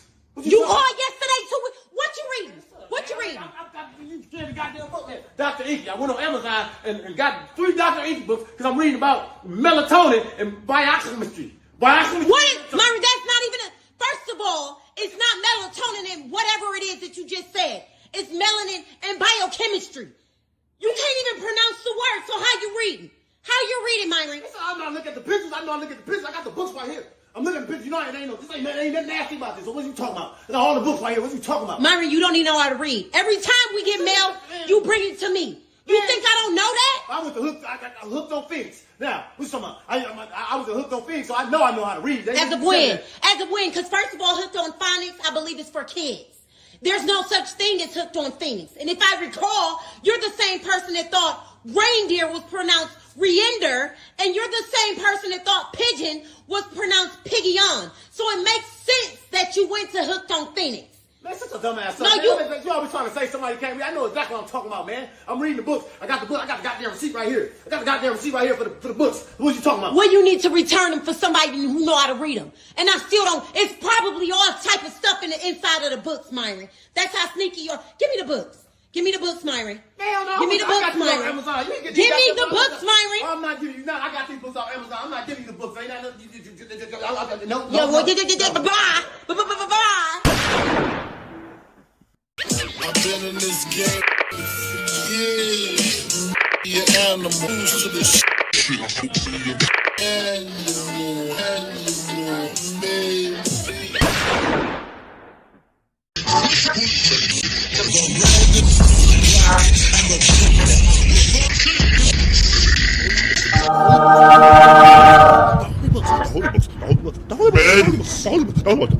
The gods have blessed us. We must act now.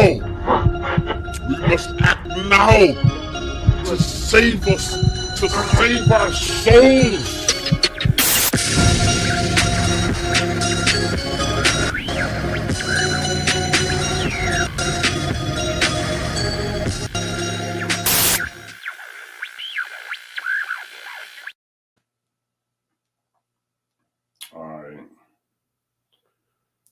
All right, so I think we need to get on to our Wu-Tang shit real quick.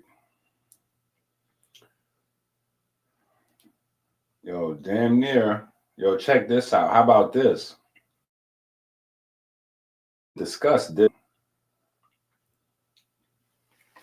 earlier on when I was talking about the different rabbit holes you could jump down for autism. All right. There's a whole nother rabbit hole that you could go down with autism. I didn't mention it earlier because, you know, I always try, even on my own channel here, I try to approach people's health and just make sure I stay away from coming across as a salesman. Like I never want to do. But there's a whole nother rabbit hole, right? There's a whole nother rabbit hole for autism. Now, hopefully y'all got this information in the back of your mind because we've been leading it, right? Go get the book. You know how we do. No matter how much information you think we discussed on it. Matter of fact, stop this right now and go to Cash App. Hit the Cash App. Yes, I have to remind y'all, go hit the Cash App. If it's a toss-up, should I subscribe to this channel or should I hit the Cash App? Don't subscribe, damn it. Just go hit the Cash App. In a perfect world, you would subscribe, you would hit the like button, and you would hit the Cash App. But damn it, if I gotta choose.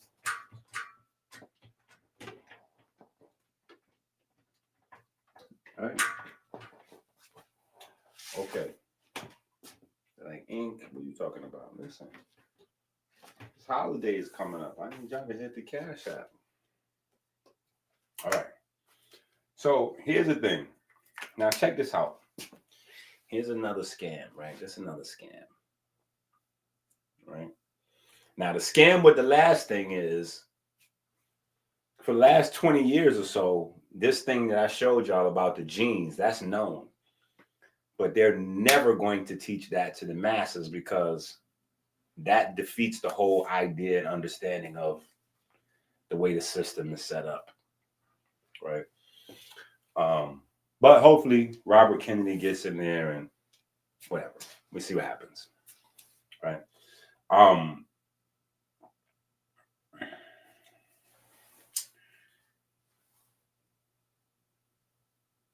So we start with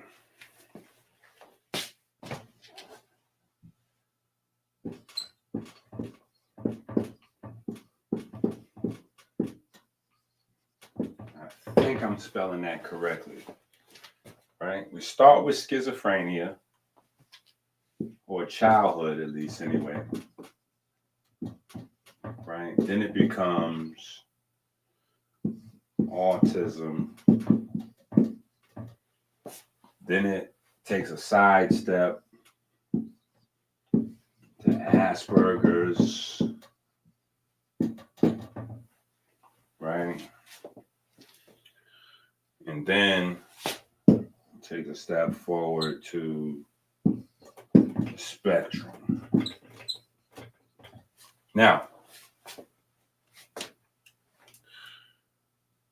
before you have childhood schizophrenia, you go back far enough, you just have catch-all, right? You have mental retardation.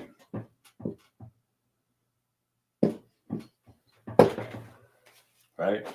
Mental retardation. Right? And mental retardation was basically social and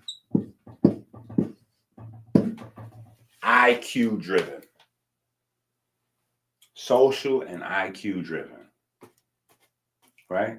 So if the kid was good socializing, and, then the IQ didn't matter so much, right?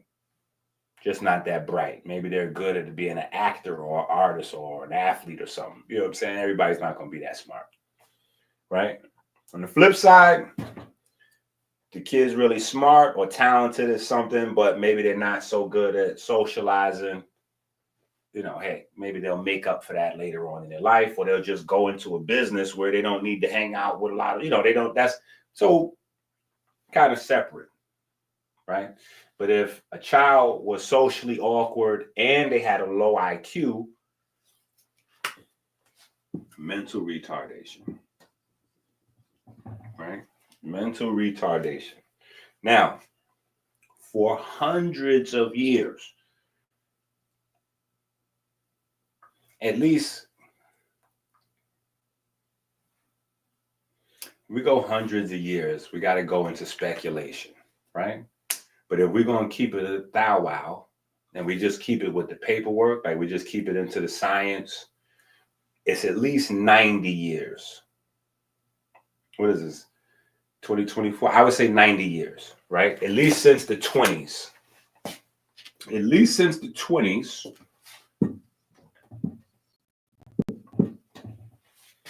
At least since the 20s, in the world of science and the world of nutrition, it's well known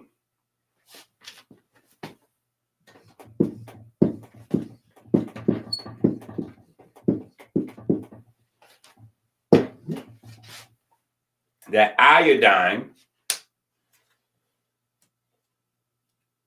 a mom's iodine levels before she gets, before conception, her iodine levels at conception, and her iodine levels during pregnancy are going to determine that child's IQ.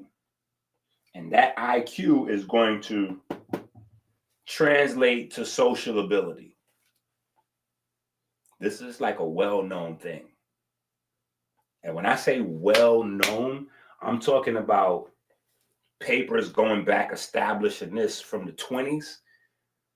When they start adding the shit to sodium to make table salt. Remember, that's what table salt is. Table salt is sodium with iodine. Potassium iodine. So you thinking just the potassium, sodium and potassium, table salt. No, sodium and potassium iodized is table salt. Right? So on the outside, they told everybody, oh, people are getting swollen, swollen thyroids. So yeah, they made table salt. People were dumb. People were having mental issues, right?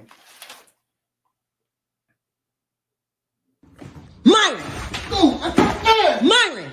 what? What are you doing? What you doing? What you talking about? What am I doing? You reading them nasty books again, right, Myron? Everybody read no nasty books, man. You scared the hell out of me. What you talking about, man? Wait, I ain't did that in about 2 weeks. You called yesterday too. What you reading? What you reading? You scared the goddamn book, man. Dr. Inky. I went on Amazon and got 3 Dr. Inky books because I'm reading about melatonin and biochemistry. What is my? That's the algorithm. So, my bad.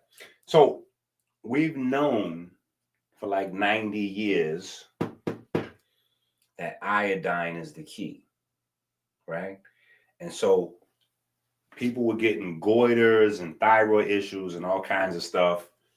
And actually, let me get some more space on the board, right?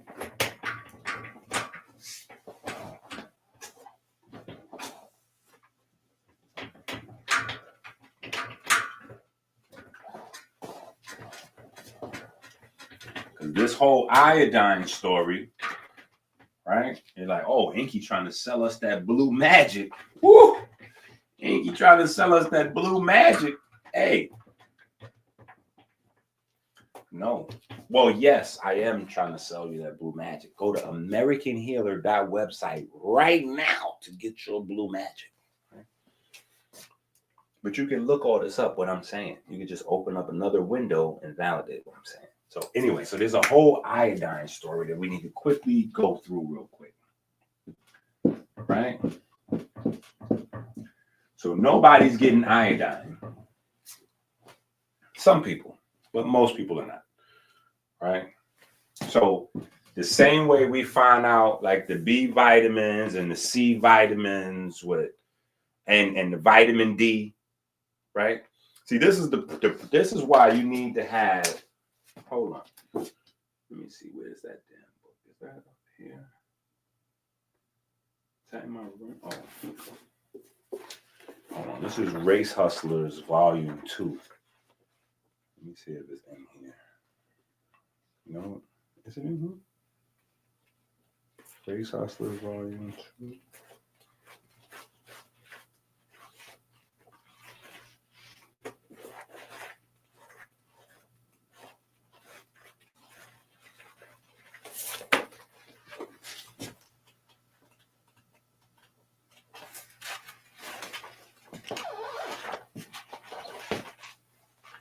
No, it's Race Hustlers. And I think it's in Race Hustlers Volume 3. Oh, no, it might be in here.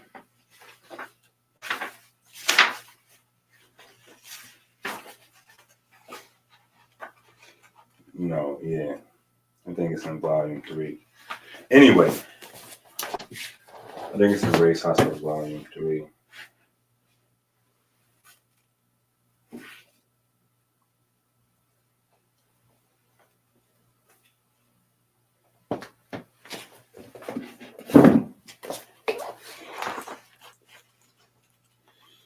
But anyway, it's one of these books that we talk about all of the vitamins they discovered based on diseases, right? Vitamin D, B vitamin, C vitamin, like people, and this is where it gets crazy that people will tell you you can't heal a disease with a vitamin. It's like, nigga, have you ever read a book before? Because literally we discover vitamins based on healing folks from disease. Like that's scurvy. Like this is literally how we figured out that this is a nutrient you need to have, because if you don't have it, your bones like this, then okay, you need vitamin D. That's how that go. Iodine is the same thing for intelligence. The same way vitamin D work for your bones. If you don't have vitamin D, you don't have good bones. If you don't have iodine, you don't have intelligence.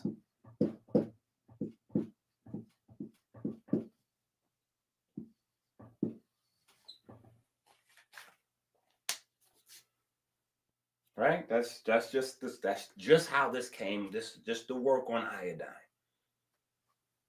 You don't have iodine, your child will not be intelligent. End of story. Right?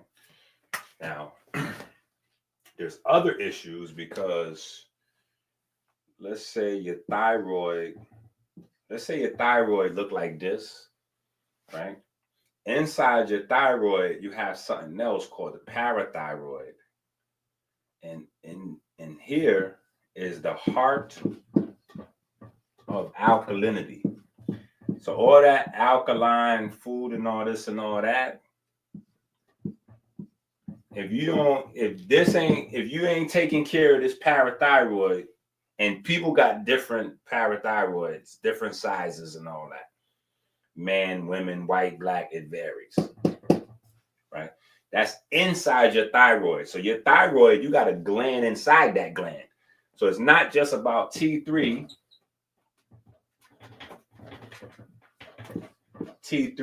and T4. Right? You also got the parathyroids in there, which is the heart of alkalinity. Right? So vitamin D and calcium and bone marrow, all that's up in there too. Right? All that's up in there too. Right? So they find this out. This is in the early 1900s. They figure this out. By 1920, we got table salt. So basically you don't have to know this. As long as you got some salt in your food, you'll never have this problem. And this is something that we did in America, like on some old, some old down low, So there's other countries around the world where they don't have like the iodine in the table salt and all that, and they still got a lot of, mental illnesses, right? So this is a whole nother rabbit hole for autism. This is a whole nother rabbit hole for autism, right? Because what happens is we went through like a honeymoon zone with iodine, right? When they came with the table salt, everybody was getting enough iodine for a while, right? Because everybody's eating real food, right? We don't have, remember, this is the 20s. We in the 20s right now. Okay, just try to imagine we in the 20s. We're not in the 2024 because we're in the 20s now all over again. We're in the 1920s. Let me specify. If somebody watch this video later on, think I meant in the 2020s. We're in the 1920s right now, right? So there's no fast food restaurants. chains and, you know, is not processed food, and the Dust Bowls are still happening. They haven't figured out the fake fertilizers and pesticides yet. None of that's on the food. The food supply is totally different. And because the fertilizers and the pesticides are not in the food yet, guess what? The soil that the food comes out of, that was still coming, you know, that was still growing food. Like, because everything wasn't rotten, like with the Dust Bowls. And then the stuff we imported from other countries, right? The soil still had a bunch of nutrients in it because the soil still had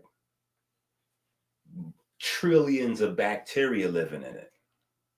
When they came with the fertilizer and the pesticide, they sanitizing the soil.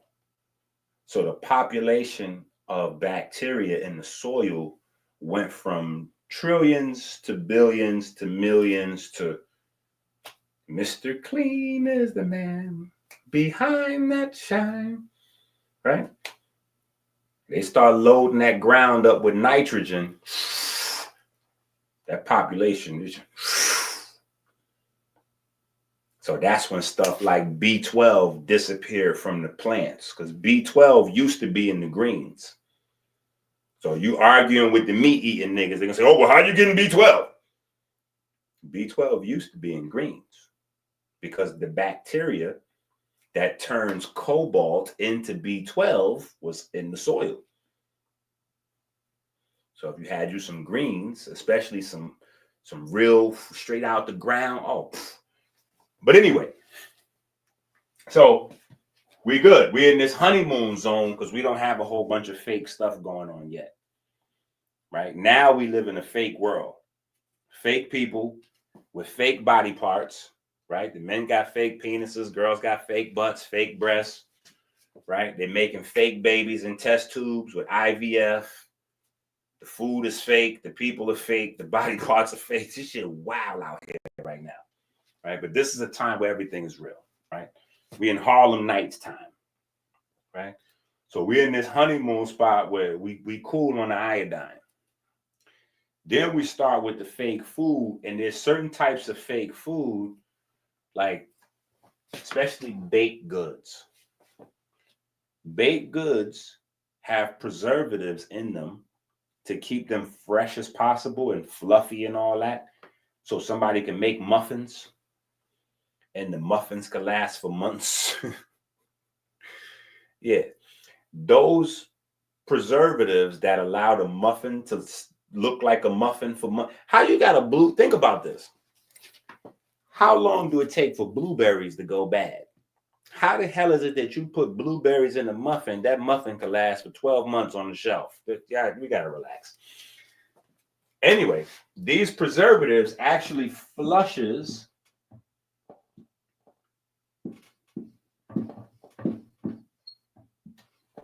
right? The preservatives flush iodine.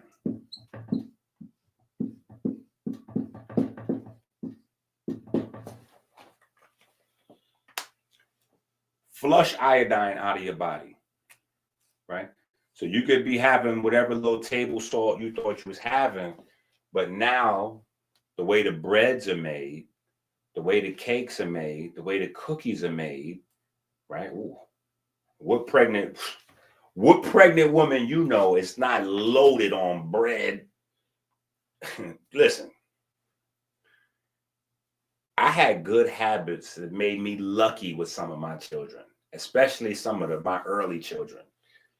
You know what I'm saying? Because when we had Tony, when me and Crystal had Tony, Red Lobster was her favorite place to go. Period.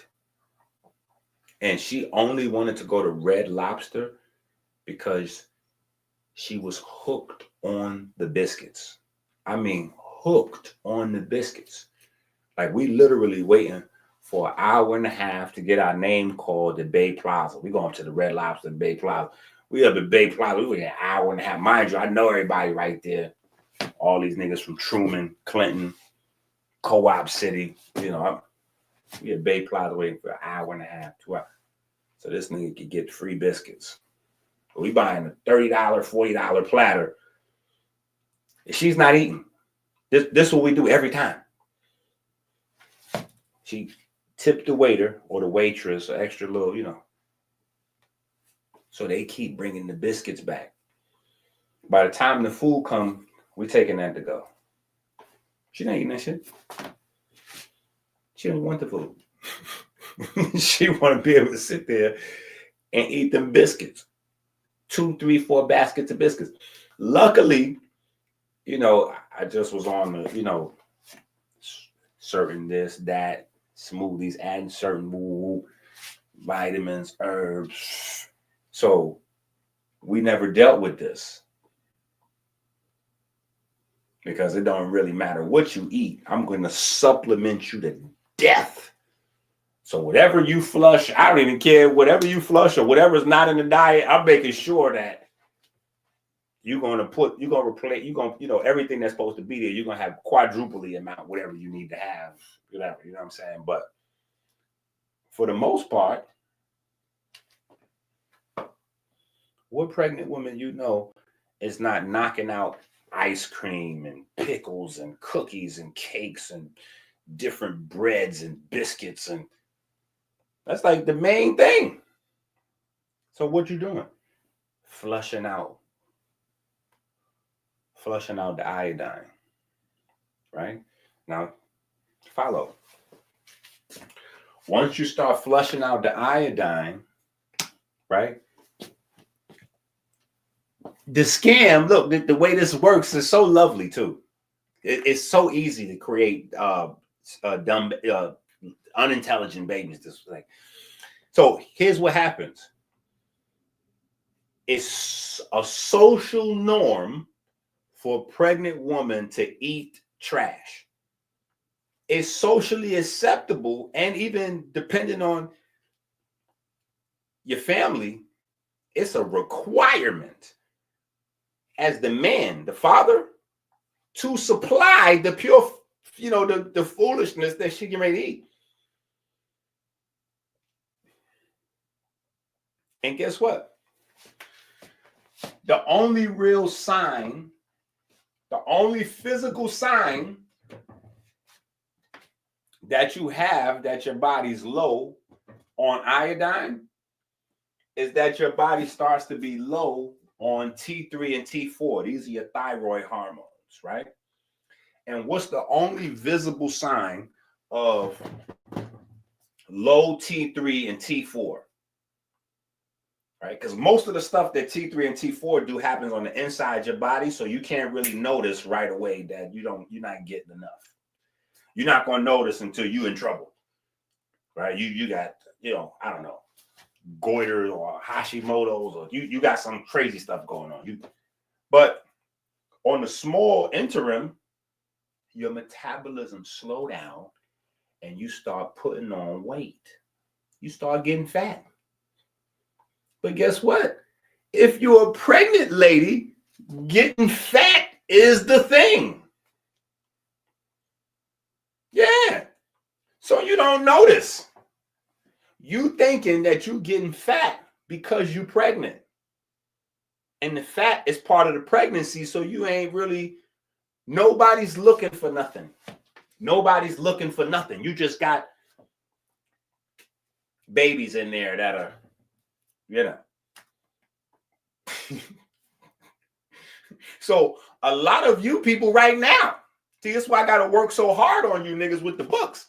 Because a lot of y'all have come, y'all mamas was like this. So y'all like damn near allergic to the books.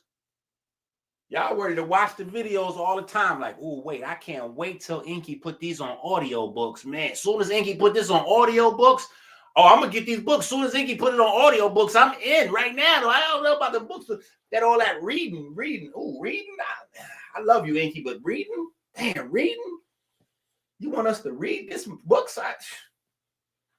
Man, when you going to do that audio? You ain't doing that audio books? You know, they showing the commercials on YouTube, Inky. They saying that people's making a lot of money with Audible. You know, it's a program at Amazon to help you out. You get that Audible program, you can put it on Audible.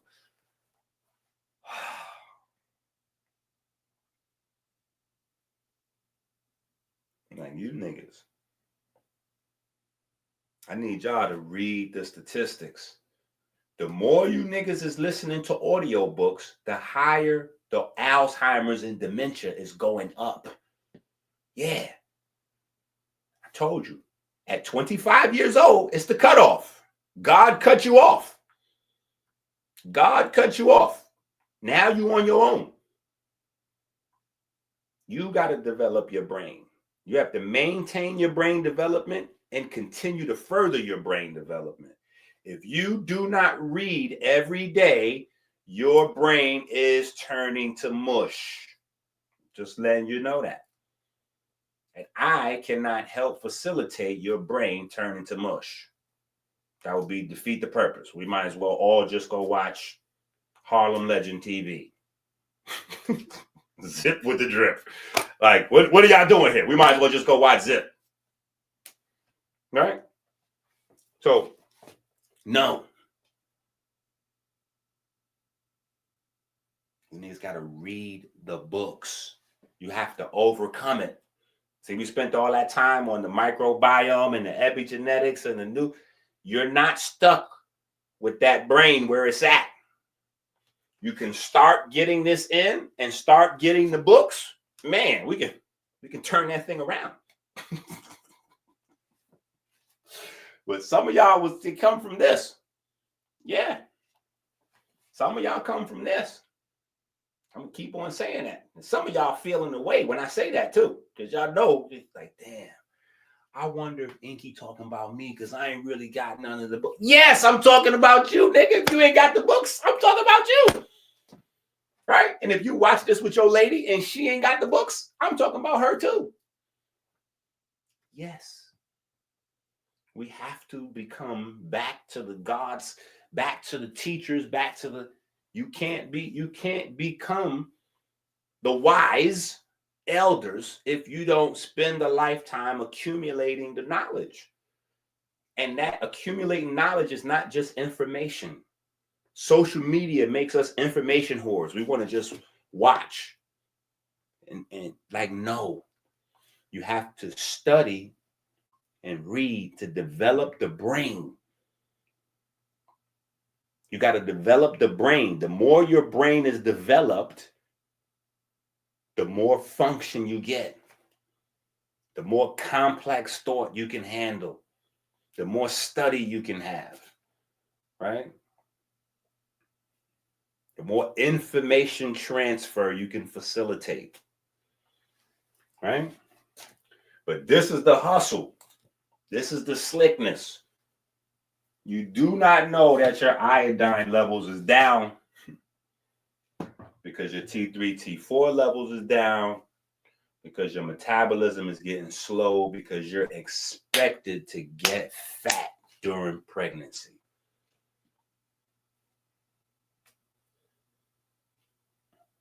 And that we got to adjust.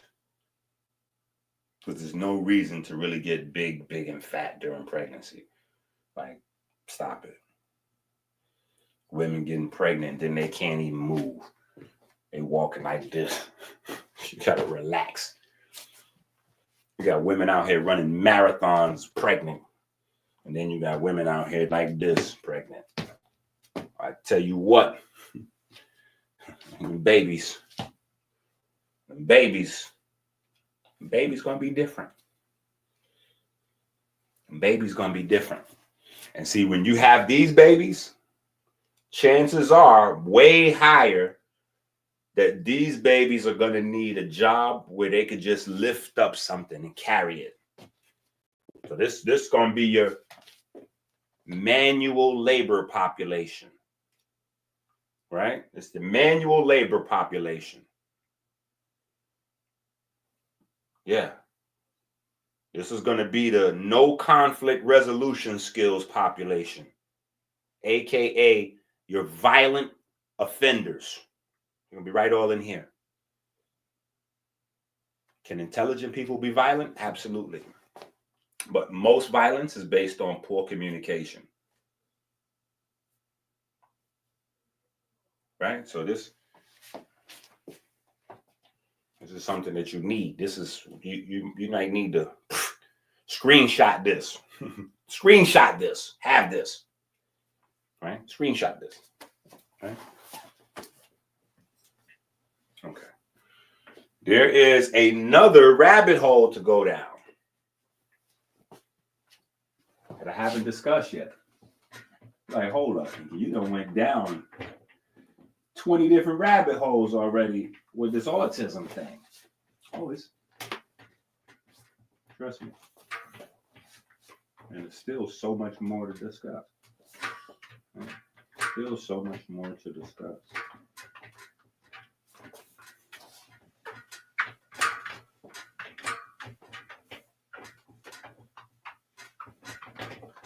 Right? Because there's another rabbit hole. And again, science to back it up, validate it, all of that.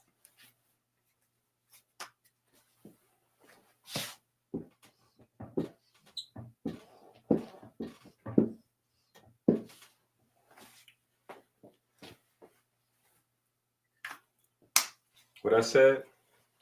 That DHA got that melanin shaking. I call my spear for that shake the Francis Bacon. All right. Omega-3s.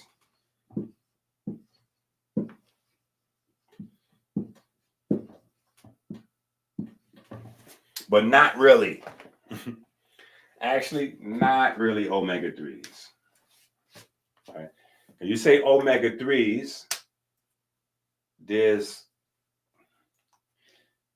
like two in a possible. It's like playing spades. Because they got a new type of omega-3 that they're saying is like a pseudo type of omega-3. And then you also have EPA. So you got EPA and DHA. That's your classic type of omega-3s. The EPA is much less expensive, so it's much more popular. Right? Much less expensive, so it's much more popular.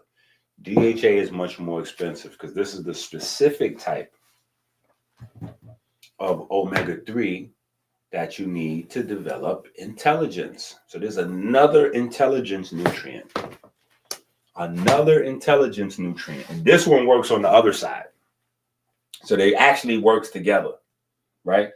The iodine is really for the intelligence, the information, right? The DHA is for the structure, right? It's for the structure.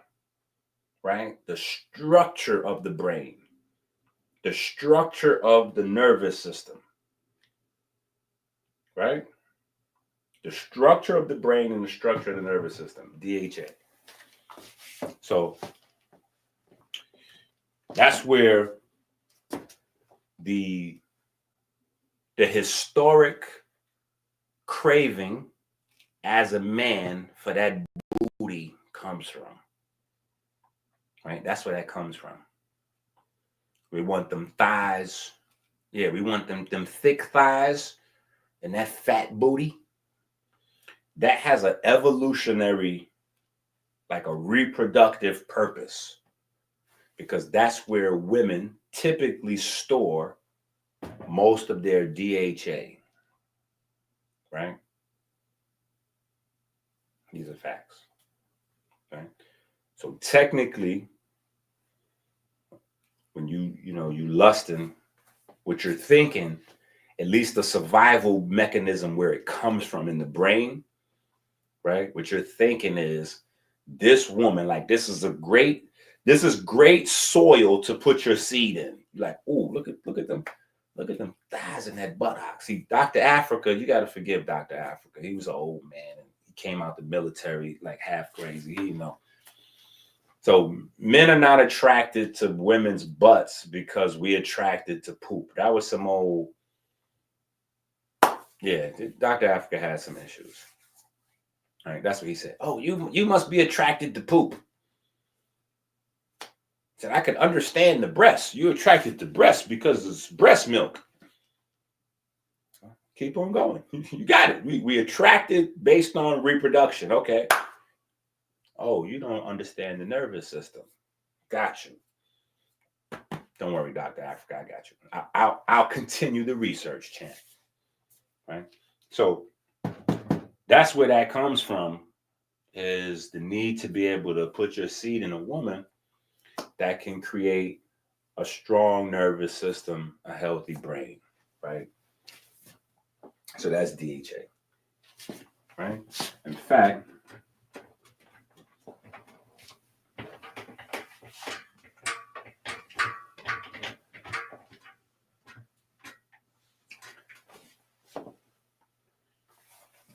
in the chat, real quick, what disease happens if you don't have this? Oh, I done erased it. What disease happens if you don't have DHA? As an adult, forget children.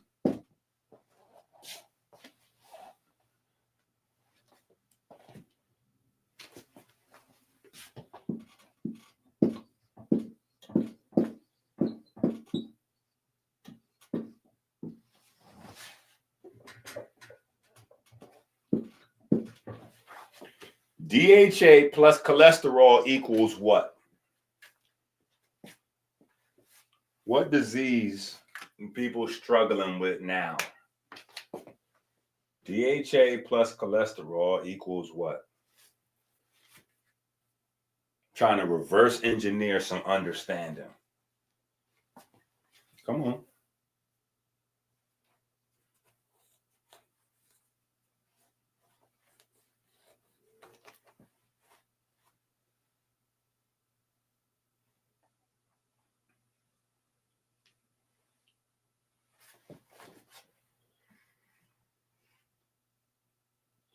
Yeah, see, that's exactly. You don't have to get big and fat to be pregnant, like to have a healthy pregnancy. That was a fallacy that people thought back in the days, that women had to be big and fat because the big and fatter you are. Like, no.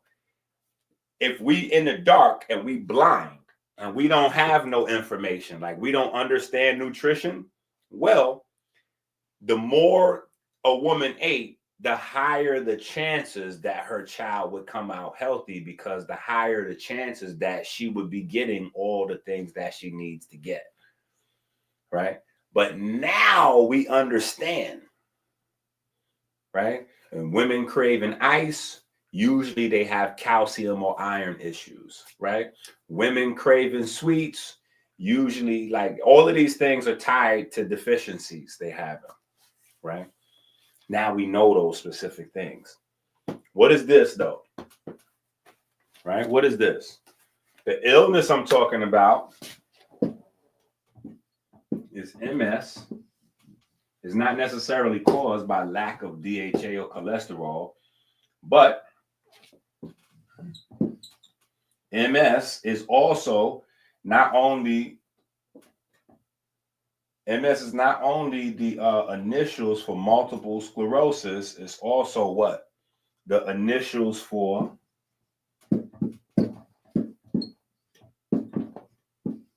I think I'm spelling this correctly too. I don't know. I might be messing that up. Myelin sheath. Right?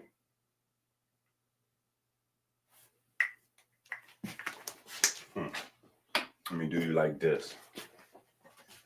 Let's do you like this.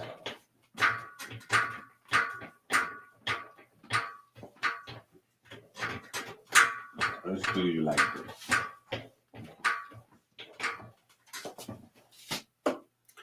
Let's do you like this. You got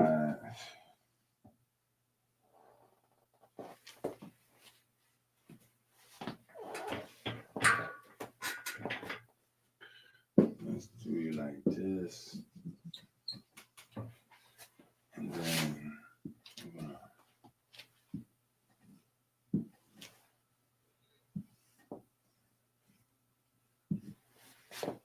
right?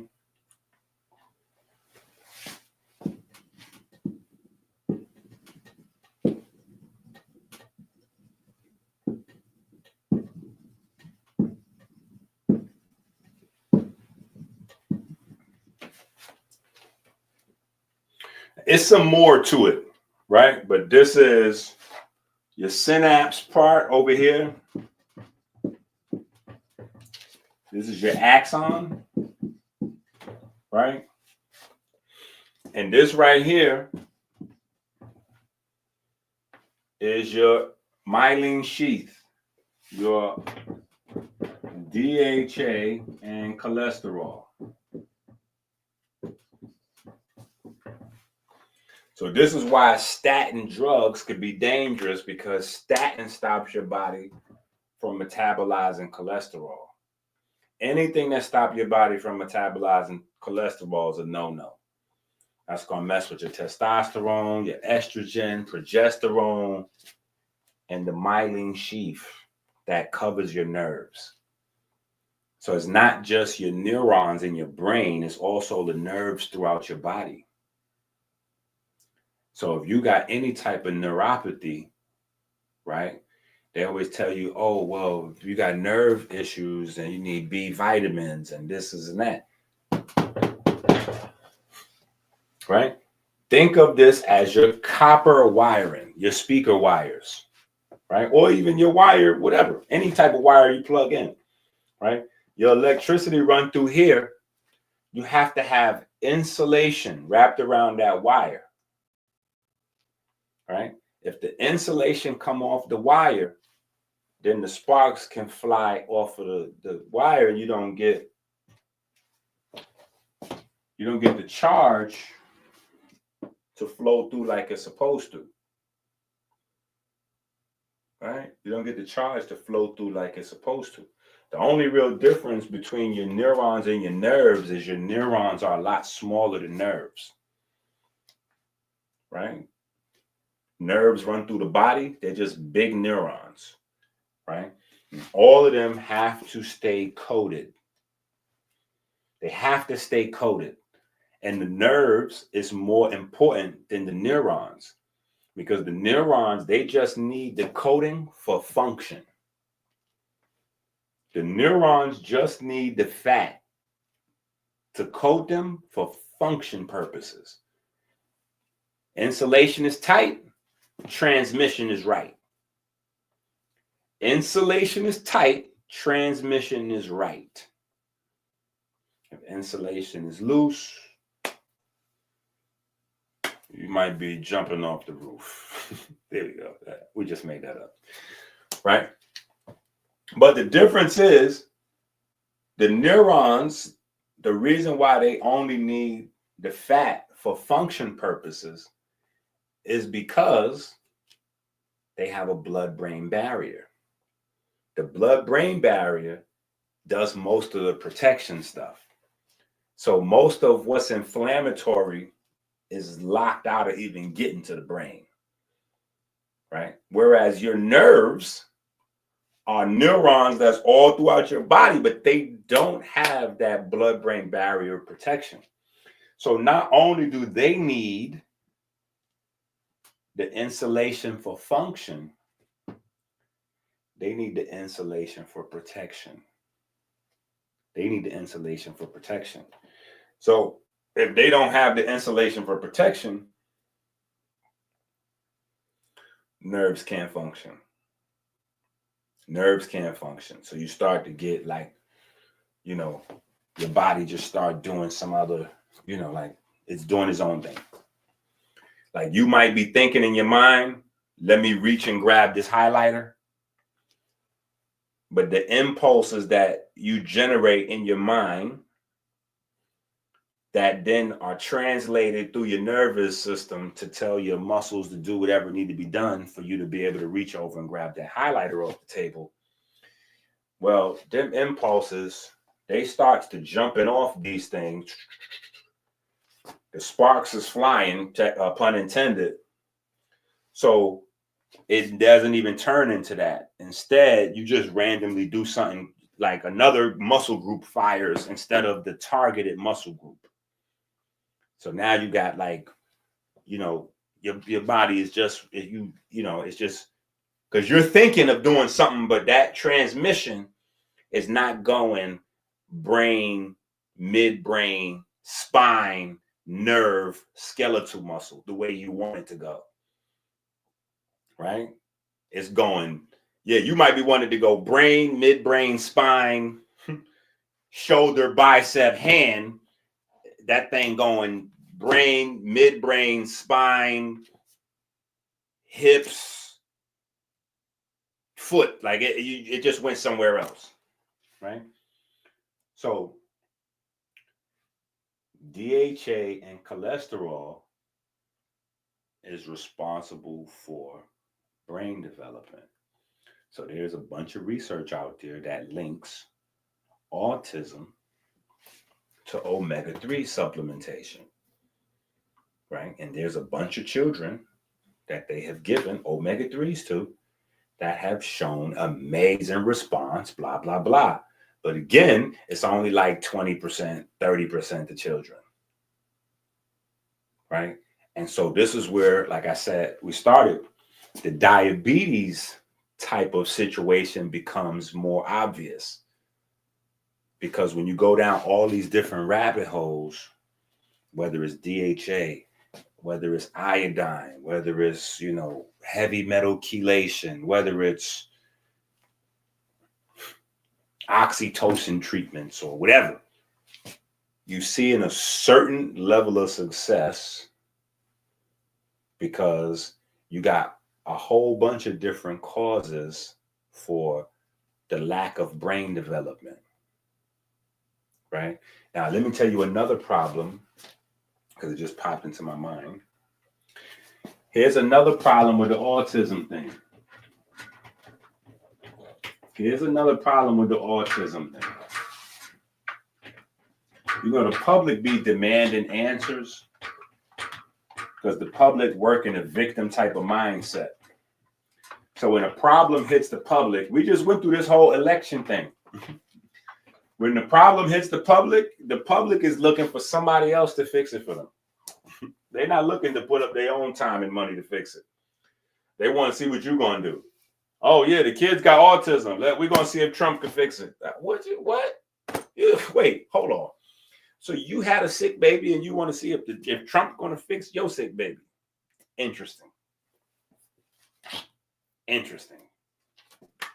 Right? So here's the other problem. Y'all know I'll be venting. Right? The other problem is autism was so elusive to find a cause, right? That the medical folks tapped out. The medical folks tapped out.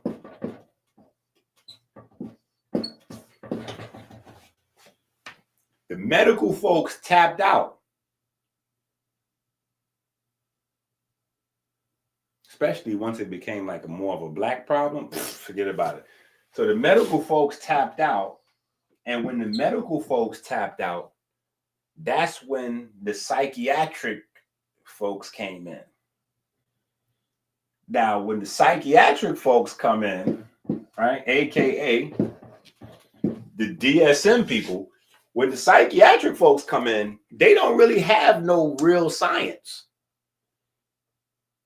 They don't deal with science. Respectfully. The psychiatric folks don't deal with science. What I'm saying is in the world of science, whether you're dealing with medical doctors, surgeons, naturopathic whatever, it's science. It's, okay, look at this pancreas. Okay, normally the pancreas should be producing this amount of insulin per day to metabolize this amount of sugar per day. But your pancreas is only producing this amount. Why? Oh, we can see. Normally you should have this many beta cells, but you only have this many. Like, that's hardcore science right there. Right? Psychiatric, they don't do that. They just group the symptoms together and put you on some drugs. Yeah. So it's the equivalent. Like I'm giving you a example of diabetes. What they would go is, the psychiatric version to that is, oh yeah, they're really cranky. they get really cranky and hyperactive when they they get hyperactive when they eat snacks, and when they don't have snacks, they're really cranky. So what we're gonna do is, we're gonna give them on like a volume or something to slow them down when they get the hyperactive, and when they get cranky, we'll put them on like a opioid or something to make them happy while they're when they crank. So they done remove the science totally. So they stop looking for the physical features, right? Once they tap out and put this thing over here, they are no longer looking for the physical stuff, right, of autism, the physical hallmark signs. Because if you keep looking for the physical hallmark signs, eventually, once you identify them, right, you can then go, okay, so if I have, say for instance, if they narrow down, right, say for instance, they narrow down 3 parts of the brain, right, that's different in autistic kids or children versus normal children, right? That's the start. That's the start of the work right there. Because once you identify a couple of malformed parts of the brain system, you can go, okay, well, how come those are malformed? Right? What's happening that a normal child gets built up like this, but autistic children get built like this? What is that? Oh, well, then you find out, hey, this chemical or this protein or this molecule or this enzyme that normally does this is not present in the autistic children. So you go, oh, well, shit, well, let's get them some of that. Yeah, let's get them some of that so they can build up those parts of the brain, and then let's run some tests and see if that, if we can step back and say, oh, shit, we fixed it. We got it. Right? Then you keep going with that kind of trial and error. But if you stop this type of research, you never get to a point where you can figure it out. And then that's where, when you switch to this, that's where you get living with X, right? That's when they're no longer looking to heal or cure. They're only looking to get that money, get to that bag, right? Because we're going to help you live with autism.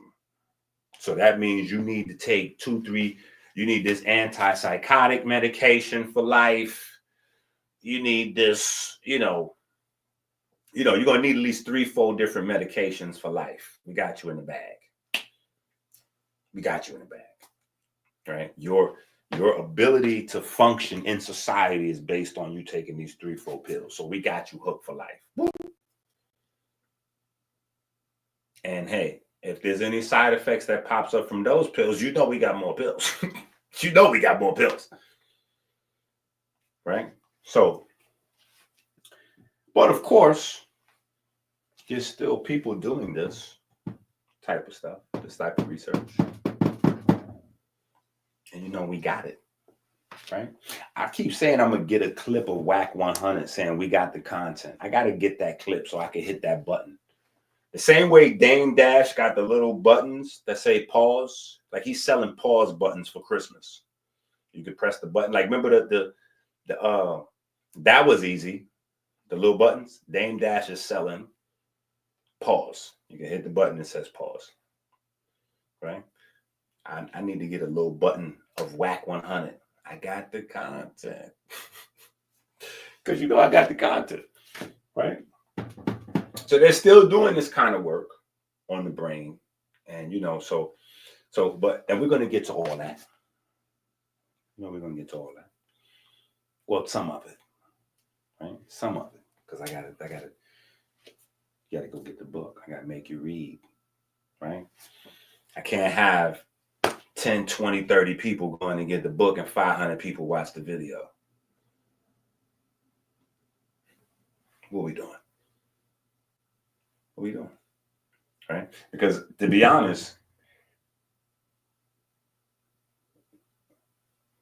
this book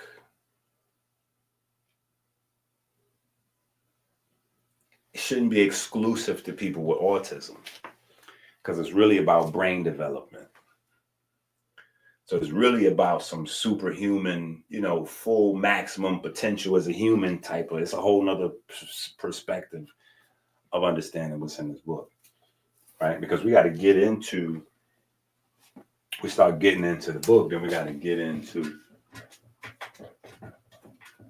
the construction of the brain, right? Inky in the brain, inky in the brain.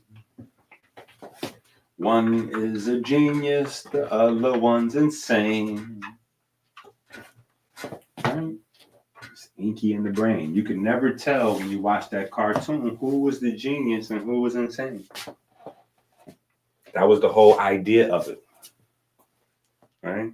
The genius was the skinny, crazy looking idiot mouse, and inky in the brain. One is a genius and the other one is insane. The one that kept coming up with plans to take over the world, that sounded very intelligent, that sounded very articulate, he was insane. Right? So they was actually spoofing autism in the cartoon.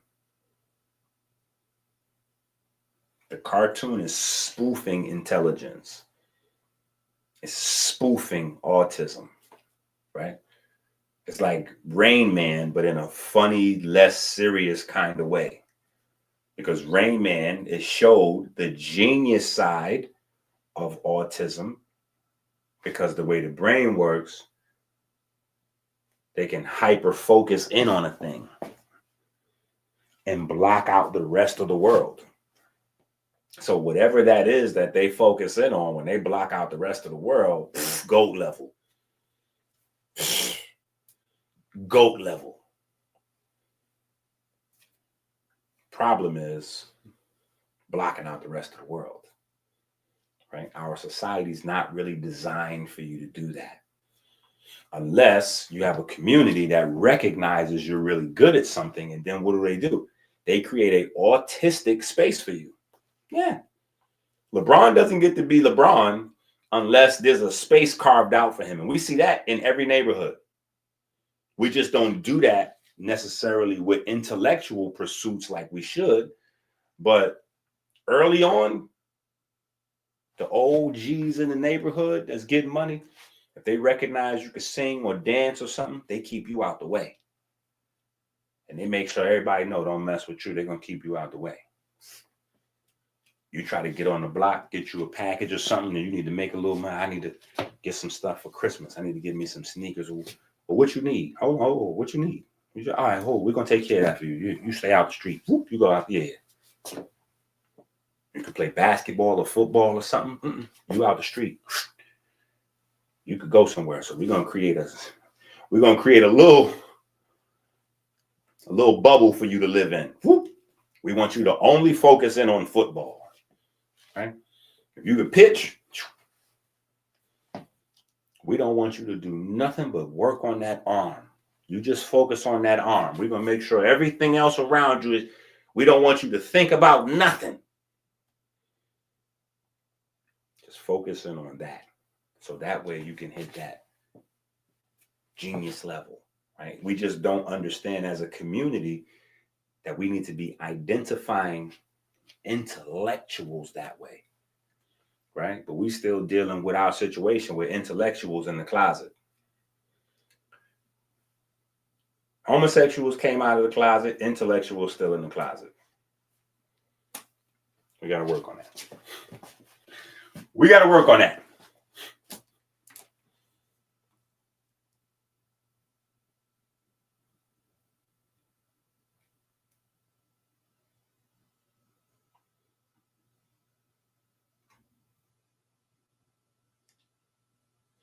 That's a fact.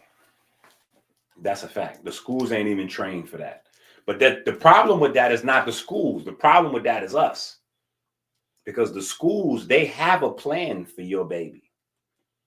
The schools is working on that plan. So when I showed the parent that's having all of the bread and the biscuits and all that, low levels of iodine, so your kid's not going to be sharp, right? And then think about it. The low level iodine parent that creates the low level iodine baby, typically that baby is going to be the baby that's twerking on Instagram at 2. Oh, yeah. Twerking on Instagram at 2. It's a fact. Because chances are the habits are passed down.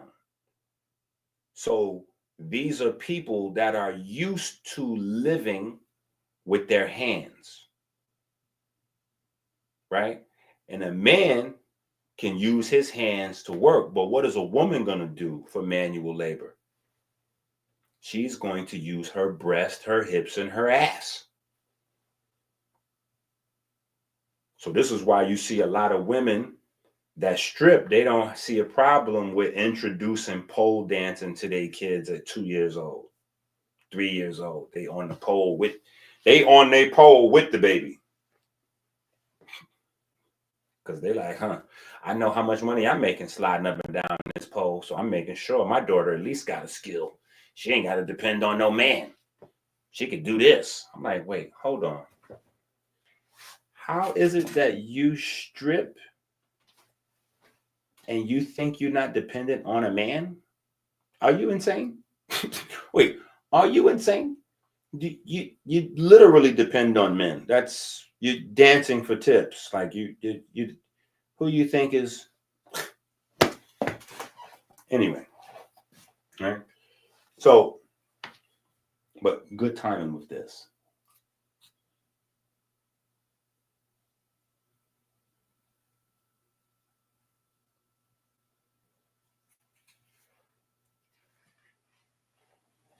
Right?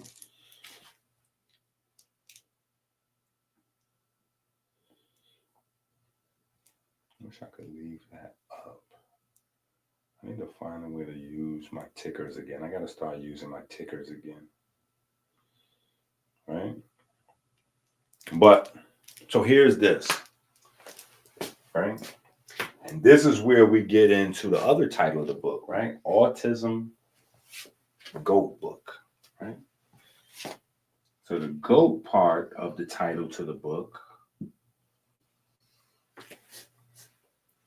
has to do with the anatomy,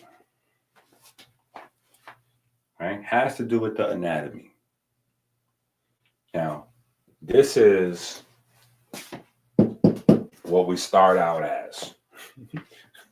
This is what we start out as. This is the most important structure in your embryonic development, right? It's a straw. It's a straw. See, this is where we got to go to figure autism out. We got to go here. Right? Y'all know how we do it here. We don't play. Whatever we dealing with, we go all the way to the start. So think about how we got here. What did we do 2 weeks ago? We dropped a book on conception. Right? So we went from conception to fibroids. Right? So we went from fertility to what goes wrong when you don't practice the right practices for fertility, right? Fibroids in the mother. And fibroids is traced to estrogen dominance, even though we showed that that's not the full story, but it's traced to estrogen dominance. And then in the baby, that estrogen dominance can also become autism. So if mom and dad don't have the nutrition, mom can get cysts or fibroids in the baby. So we done already dealt with sperm and egg. Boop, got that. Now we inside the egg, right? We done with the sperm and egg. Now we inside the egg. Here's the special. This is the star of the show. This is the straw right here, right? This straw is your neural tube, right? And this is going to be your brain and heart, right? This tube.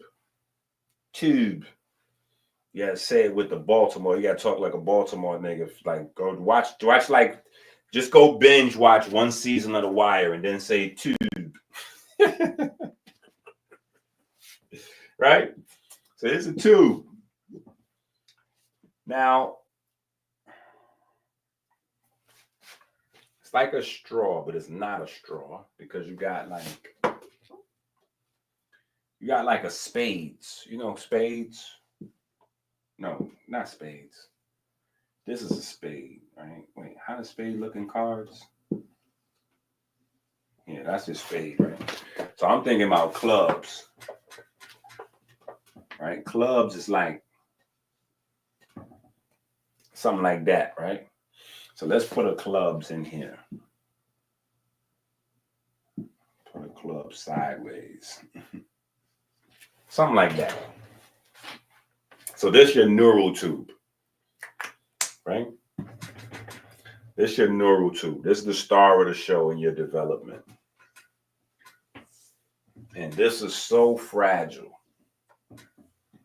This is so fragile that all kind of stuff can mess this up. All kind of stuff can mess this up. So this is where you get all of the mixed stuff. All of the mixed stuff. And we get in the book. We detail how each thing causes a problem, right? So we go back to the DHA, right? For the neural tube development, DHA is a signal. As the DHA is there, brain development will continue. As DHA is not there, brain development will stop and wait for more DHA. You can't make the neurons without the DHA. Okay. Did I get too far ahead of you? Okay. How many neurons is in the brain? Come on. Wakey, wakey. Let's see how many people was awake still. How many neurons is in the human brain? Come on. Not connections, right? Not connections. How many neurons are in a human brain? Come on, people. How many neurons are in a human brain? I'm going to wait. I'm going to wait for y'all.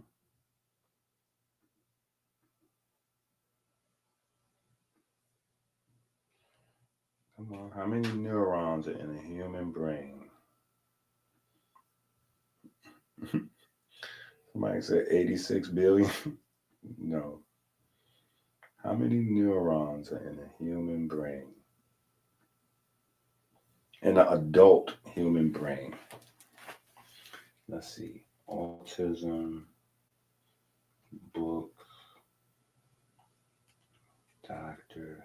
Iggy. And Chase. Bang. Okay. Woo.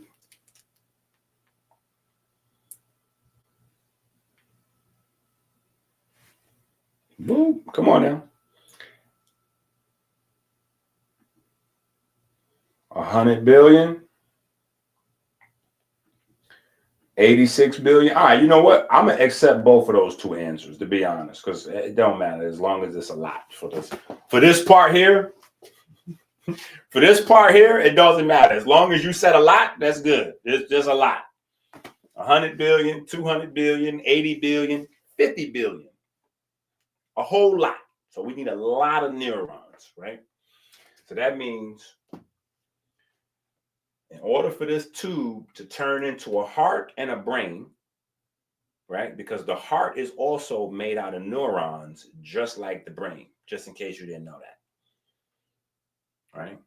The heart is made out of neurons and melanocytes, whereas the brain is made out of neurons and it has its own type of melanin called neuromelanin. So there's a whole other thing going on there, but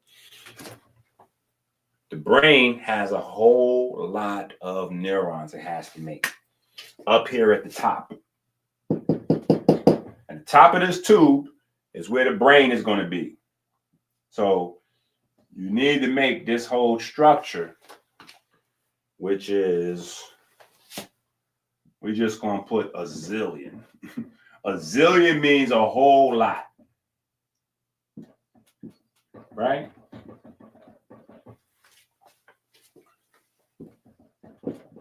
Right? And we're not even going to include like astrocytes and glial cells and none of that. We're just going to say neurons, right?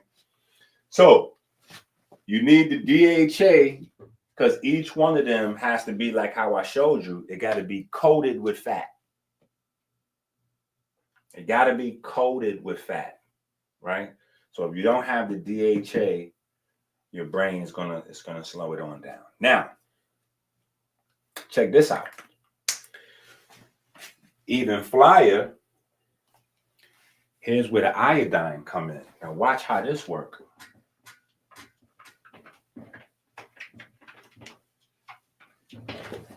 Right? The neurons have to go here into this top area, right? But the neurons is formed here. This little bulge, like this little triple bulge right here. This triple, like it's a triple really dark, like it's a black type of liquid in here, like it's a triple dark thingy here, right? You're just gonna leave that out there. Just throw that at you. Leave that out there. If you know, you know, right? But anyway, so the neurons comes from here. So the neurons is formed in these right here. What is this right here? These are the early ventricles. These are the early ventricles. So before you get the ventricle system, they right here, this little club area, this little area right here is the ventricles, and this is where the neurons come from. Right? So now, neurons made here have to travel up here to the brain area. They have to travel up to the brain area. So what is the thing responsible for them traveling? Well, that's where the iodine come in.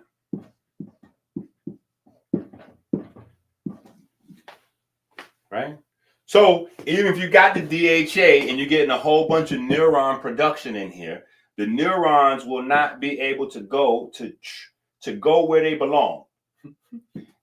They won't be able to get to where they belong if you don't have the iodine, and specifically the T3 and T4, right? So now you say, well, wait a minute. What's the difference between iodine and T3, T4? Well, the number, right? The number tells you how many iodine atoms is on this. The T stands for tyrosine, right? So your thyroid hormone is tyrosine, zinc, copper, and iodine. Right? So your thyroid takes iodine, tyrosine, zinc, and copper, mashes it together. And of course, we have a book where we go through all of that biochemistry step by step. It wouldn't be us if we didn't, right? So that's a whole nother thing. How well is your thyroid working, right? Anyway, But in the baby, we're going to be using mom's thyroid to make a whole bunch of stuff going on, right? So how good is mom's thyroid working? Because now we just identified a whole bunch of stuff now that could contribute to malformation of the brain, which will lead to autism or a host of other possibilities, right? Because now we didn't identify that you need the DHA to make the neurons, because not only does it coat the neurons, but it's a signal. It's so important. Your brain uses it as a start and stop for production of neurons. It's not there, we're going to stop. We're not building a building. It's a brick. It's a concrete building. You ain't got no concrete. How we gonna keep building? We ain't got no concrete. They can go get some concrete. Somebody got to get some concrete. We cannot put these bricks. We can't line up bricks with no concrete. We need concrete. So until we get some concrete on the construction site, construction is halted. But then you need the iodine, right? Because here, iodine responsible for transport. And this is a simplified version. I'm just showing you from the ventricles to the brain, but actually the brain has to have a whole architecture, a whole blueprint. It has to build out structures. So it's not just a matter of simple neurons, it's structures, right? Building the hippocampus, building this part of the brain. It gets way deeper. I'm just simplifying it so we could hopefully get an idea of how this should go, right? So now, iodine, tyrosine, zinc, copper. Pay attention. Did you get the Let There Be Music book? Did you get the Let There Be Music book? Because if you got the Let There Be Music book, then you will understand what's important to conception. Tyrosine, zinc, and copper. Zinc and copper is going to do what? Create that light show, right, at conception. That's a zinc, copper, and calcium exchange. So now we add calcium into this, right? Calcium is the electric mineral, right? So calcium is usually a part of the on and off binary code of most of your cells, right? Especially your pancreas, right? Another story. Tyrosine is for what? Melanin. When that light happens at conception, that zinc-based spark, the divine spark, that light starts the melanin production, right? And we don't need no scientific papers to know that this melanin production is going on, because whether you white, black, or whatever, it's a long line that goes down the whole belly that's black, right? And depending on your health, you might start to get black blotches, like white ladies, Puerto Rican. If you light skin, you might start getting black splotches all over your body. They'd be like, oh, don't worry about it. It'll go away after the pregnancy. So that means you just having random explosions of melanin to develop this baby, right? Because that's important for this tube. Neuromelanin here. Good old-fashioned eumelanin or pheomelanin at the heart. But the heart is another story. We're not dealing with the heart right now, right? I'm just giving you an example of how we can walk this thing down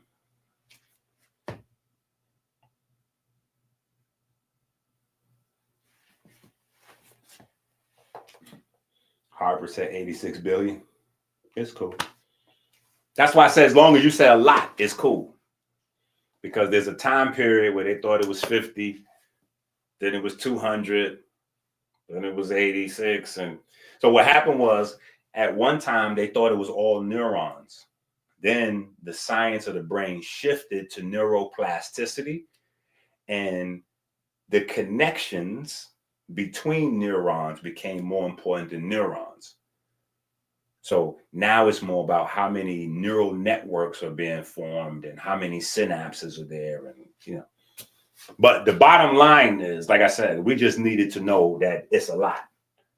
So if you don't have the DHA, that's why it's so important to have this, because if you got to make 86 billion copies of any goddamn thing, that's a lot of raw material you need.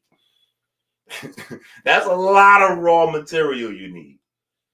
You know what I'm saying? So societies, successful societies, have always been, you know, formed around water. The water is going to give us algae. It's going to give us kelp. It's going to give us fish. So we're going to have all of the brain developing nutrients that we need as long as we got access to water. So this is why wars were fought over water, because it wasn't just about drinking water. It's about life comes out of water. And life comes out of water that is specially conditioned, right? We need the iodine rich, tyrosine, zinc, copper rich, right? And we're the plants that are mobile, right? We carry our roots, we carry our whole so we got to be able to identify what we need and facilitate that wherever we at. And this right here is a big part of the autism problem. Right? So in the book, like we went through a bunch of stuff today, but in the book, you know, we're going to get more.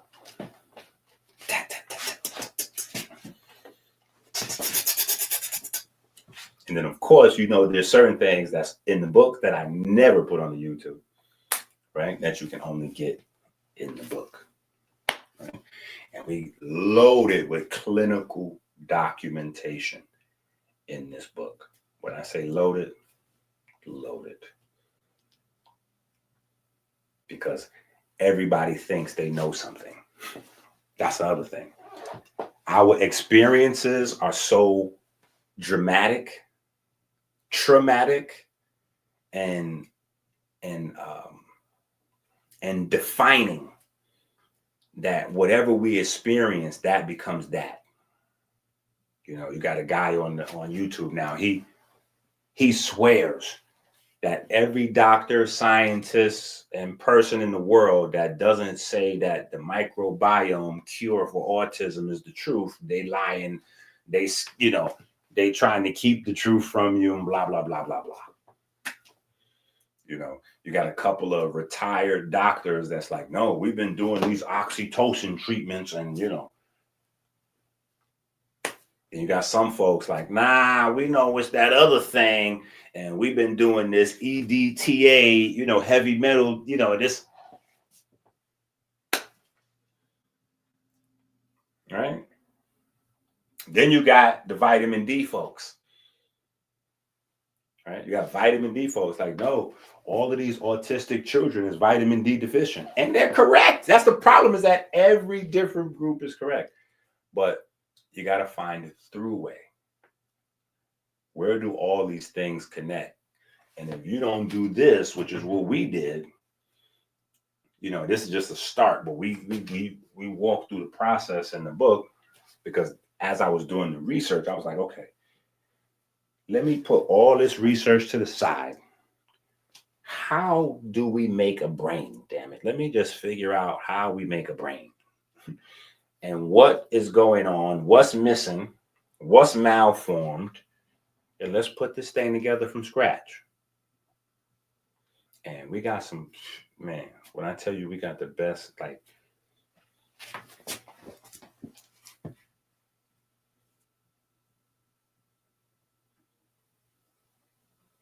long time no see. Where you been at? You talk about long time no see. Where you